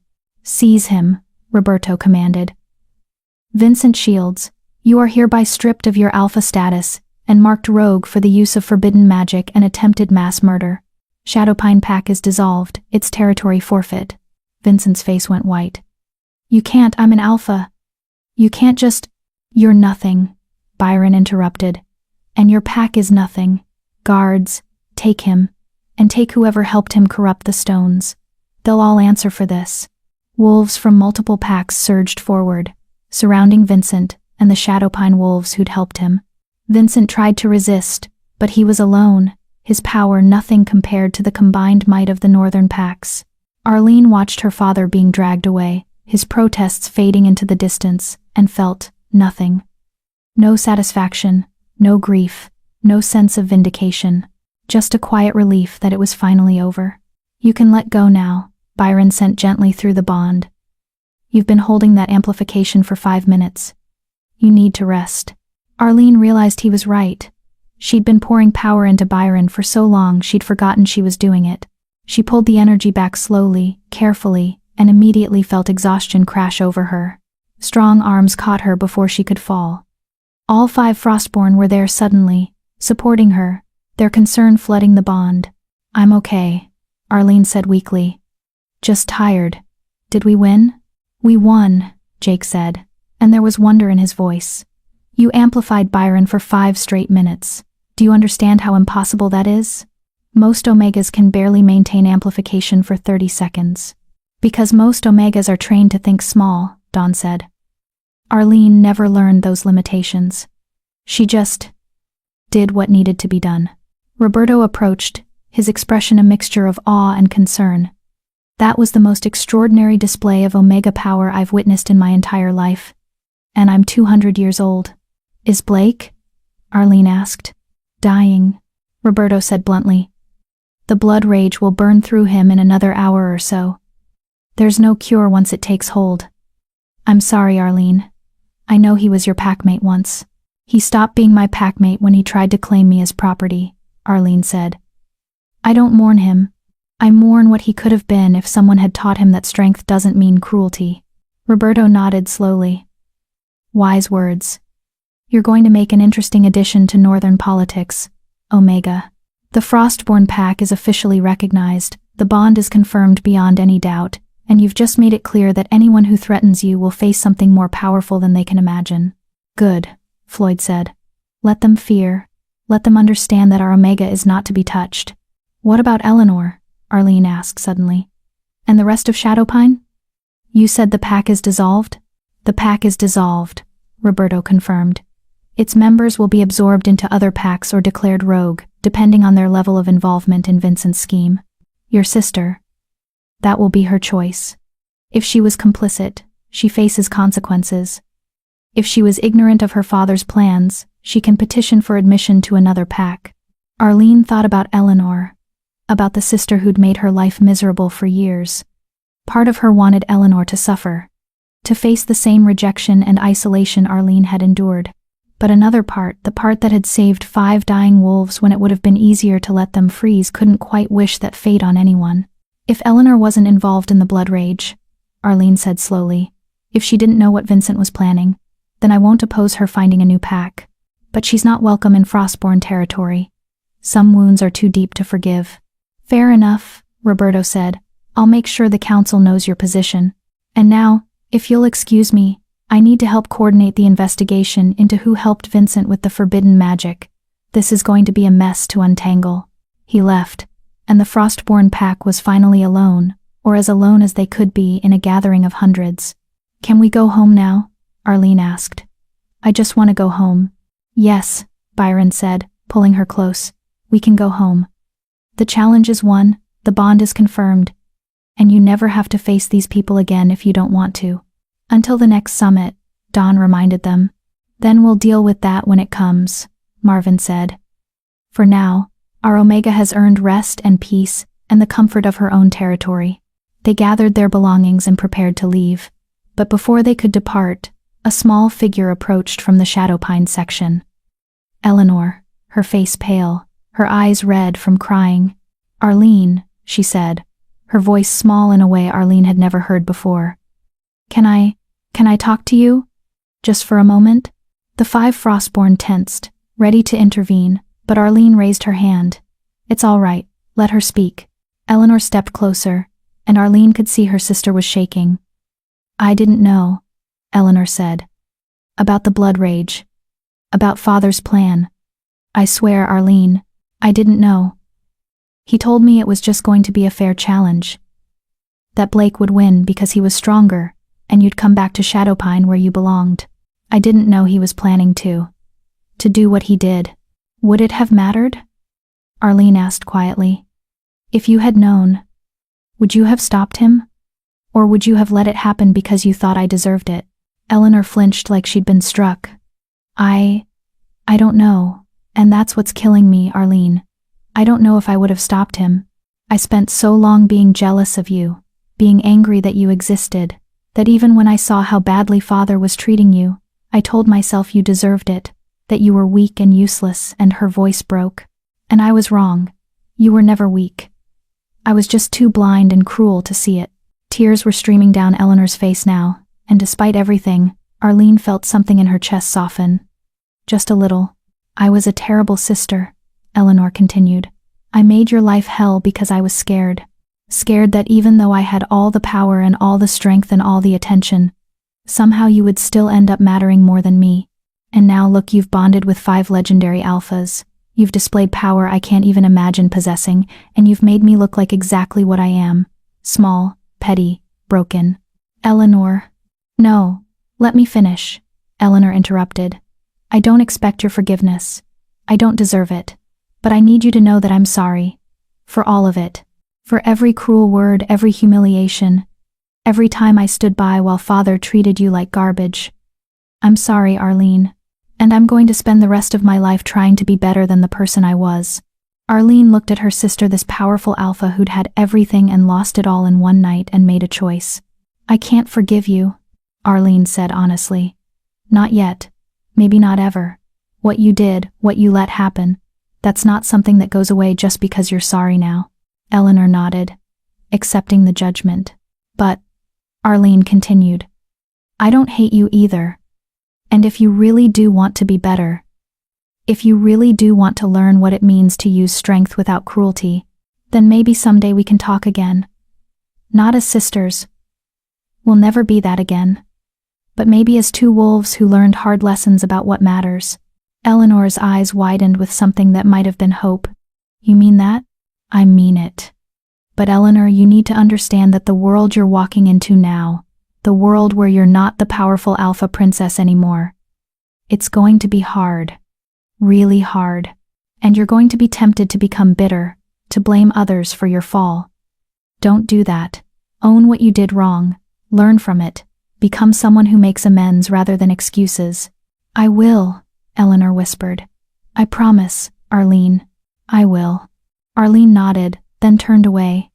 She'd said what needed to be said. What Eleanor did with it was her choice. The Frostborn pack left the stone circle as the sun climbed higher, leaving behind the chaos of dissolved packs and political upheaval. They traveled for 3 days, the journey easier now that Arlene wasn't running from anything, just running toward home. 3 months later, Arlene stood on the balcony of the main hall, looking out over Frostborn territory.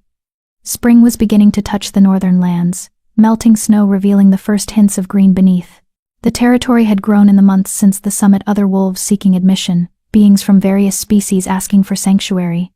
Families who'd heard of the bonded pack and wanted to be part of something stable. The Frostborn were no longer dying. They were thriving. Penny for your thoughts, Byron sent, joining her on the balcony. His presence was warm and solid, the bond between them stronger than ever. Just thinking about how much has changed, Arlene replied. 3 months ago, I was alone in a freezing cabin, convinced I'd die there. Now I'm standing in my home, surrounded by pack, watching our territory grow. It doesn't feel real sometimes. It's real, Byron said, wrapping his arms around her from behind. And it's only going to get better. We received word from Roberto this morning. Tanya Tanner wants to discuss an alliance.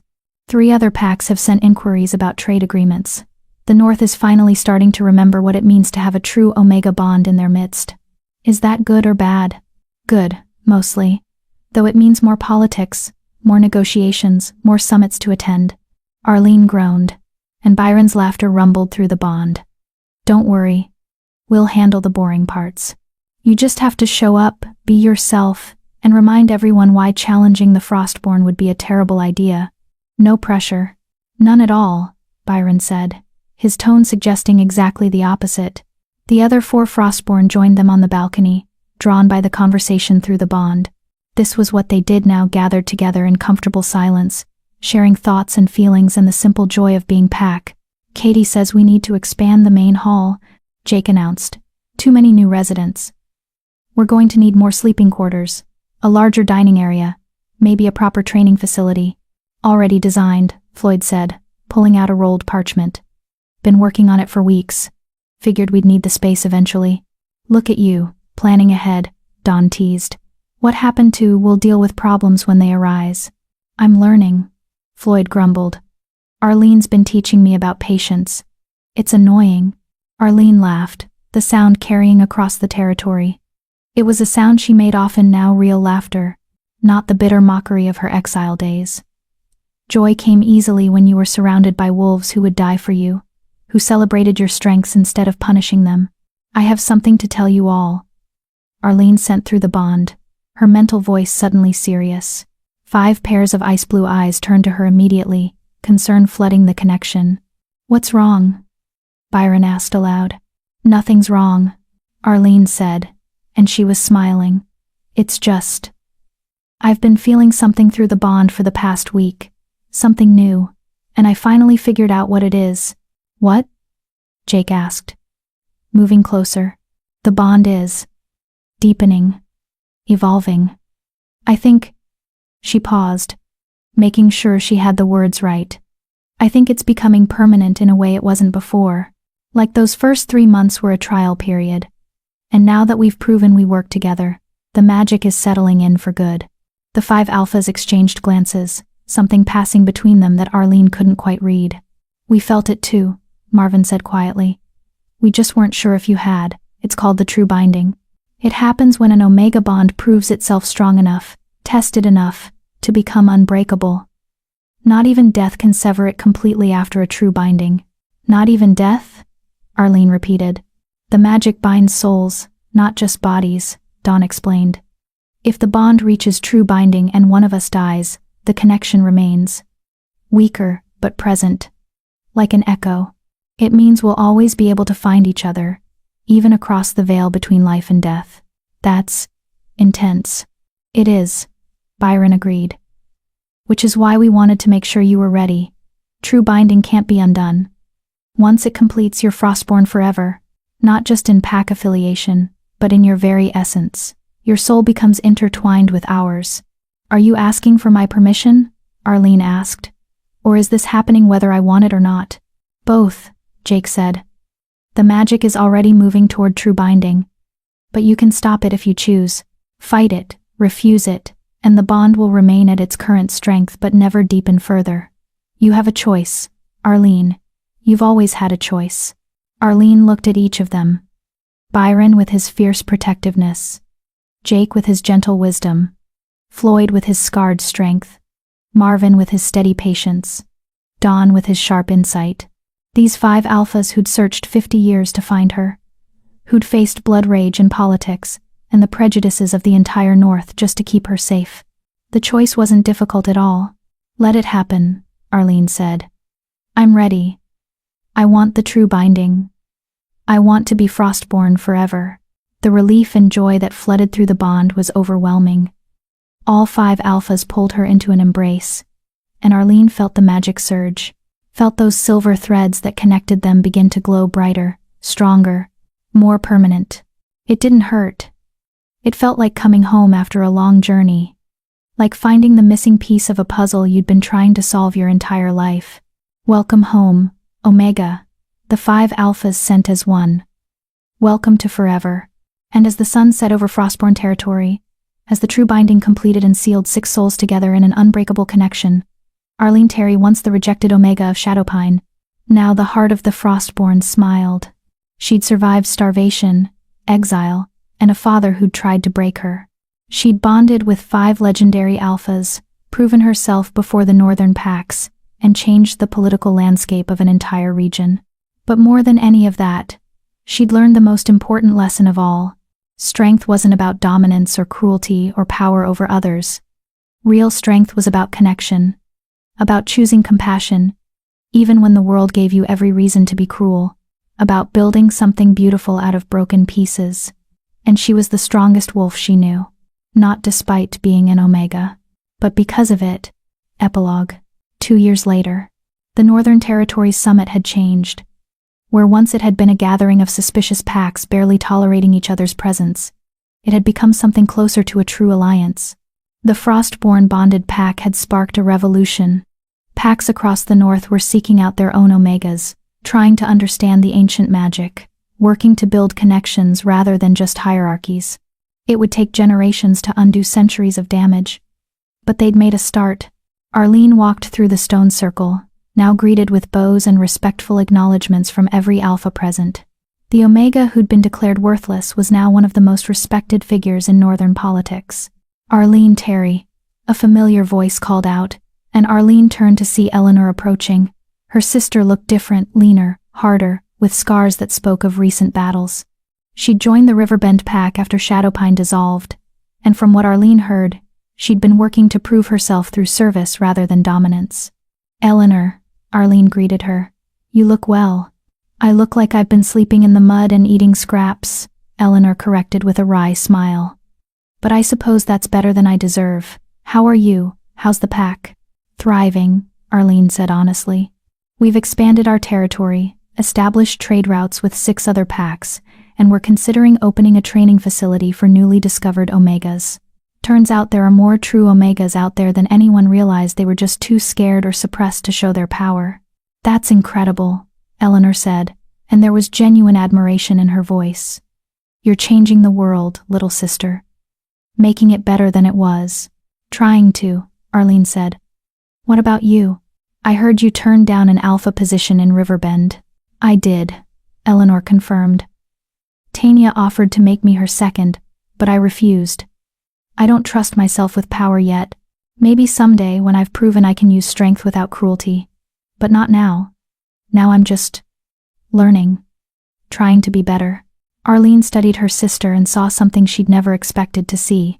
Genuine change. Real growth. Eleanor wasn't the same cruel alpha princess anymore. She was becoming someone who understood that power was responsibility, not privilege. "I'm proud of you," Arlene said quietly, "for doing the hard work of becoming better." Eleanor's eyes widened. Then filled with tears she blinked away quickly. "Thank you. That means more than you know." They talked for a while longer, not as the sisters they'd been, but as two wolves who'd survived their own separate hells and come out stronger. When they parted, Arlene felt a sense of closure she hadn't expected. Eleanor would never be her family again. But maybe, someday, they could be friends.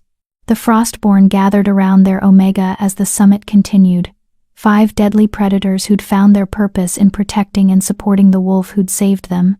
Together, they were writing a new chapter in Northern Pack history. And it was only the beginning. Thank you for joining us in Arlene's journey from rejected Omega to the heart of a legendary bonded pack. Her story reminds us that true strength lies not in dominance, but in the courage to choose compassion even when the world has given us every reason to be cruel. Please don't forget to like this video.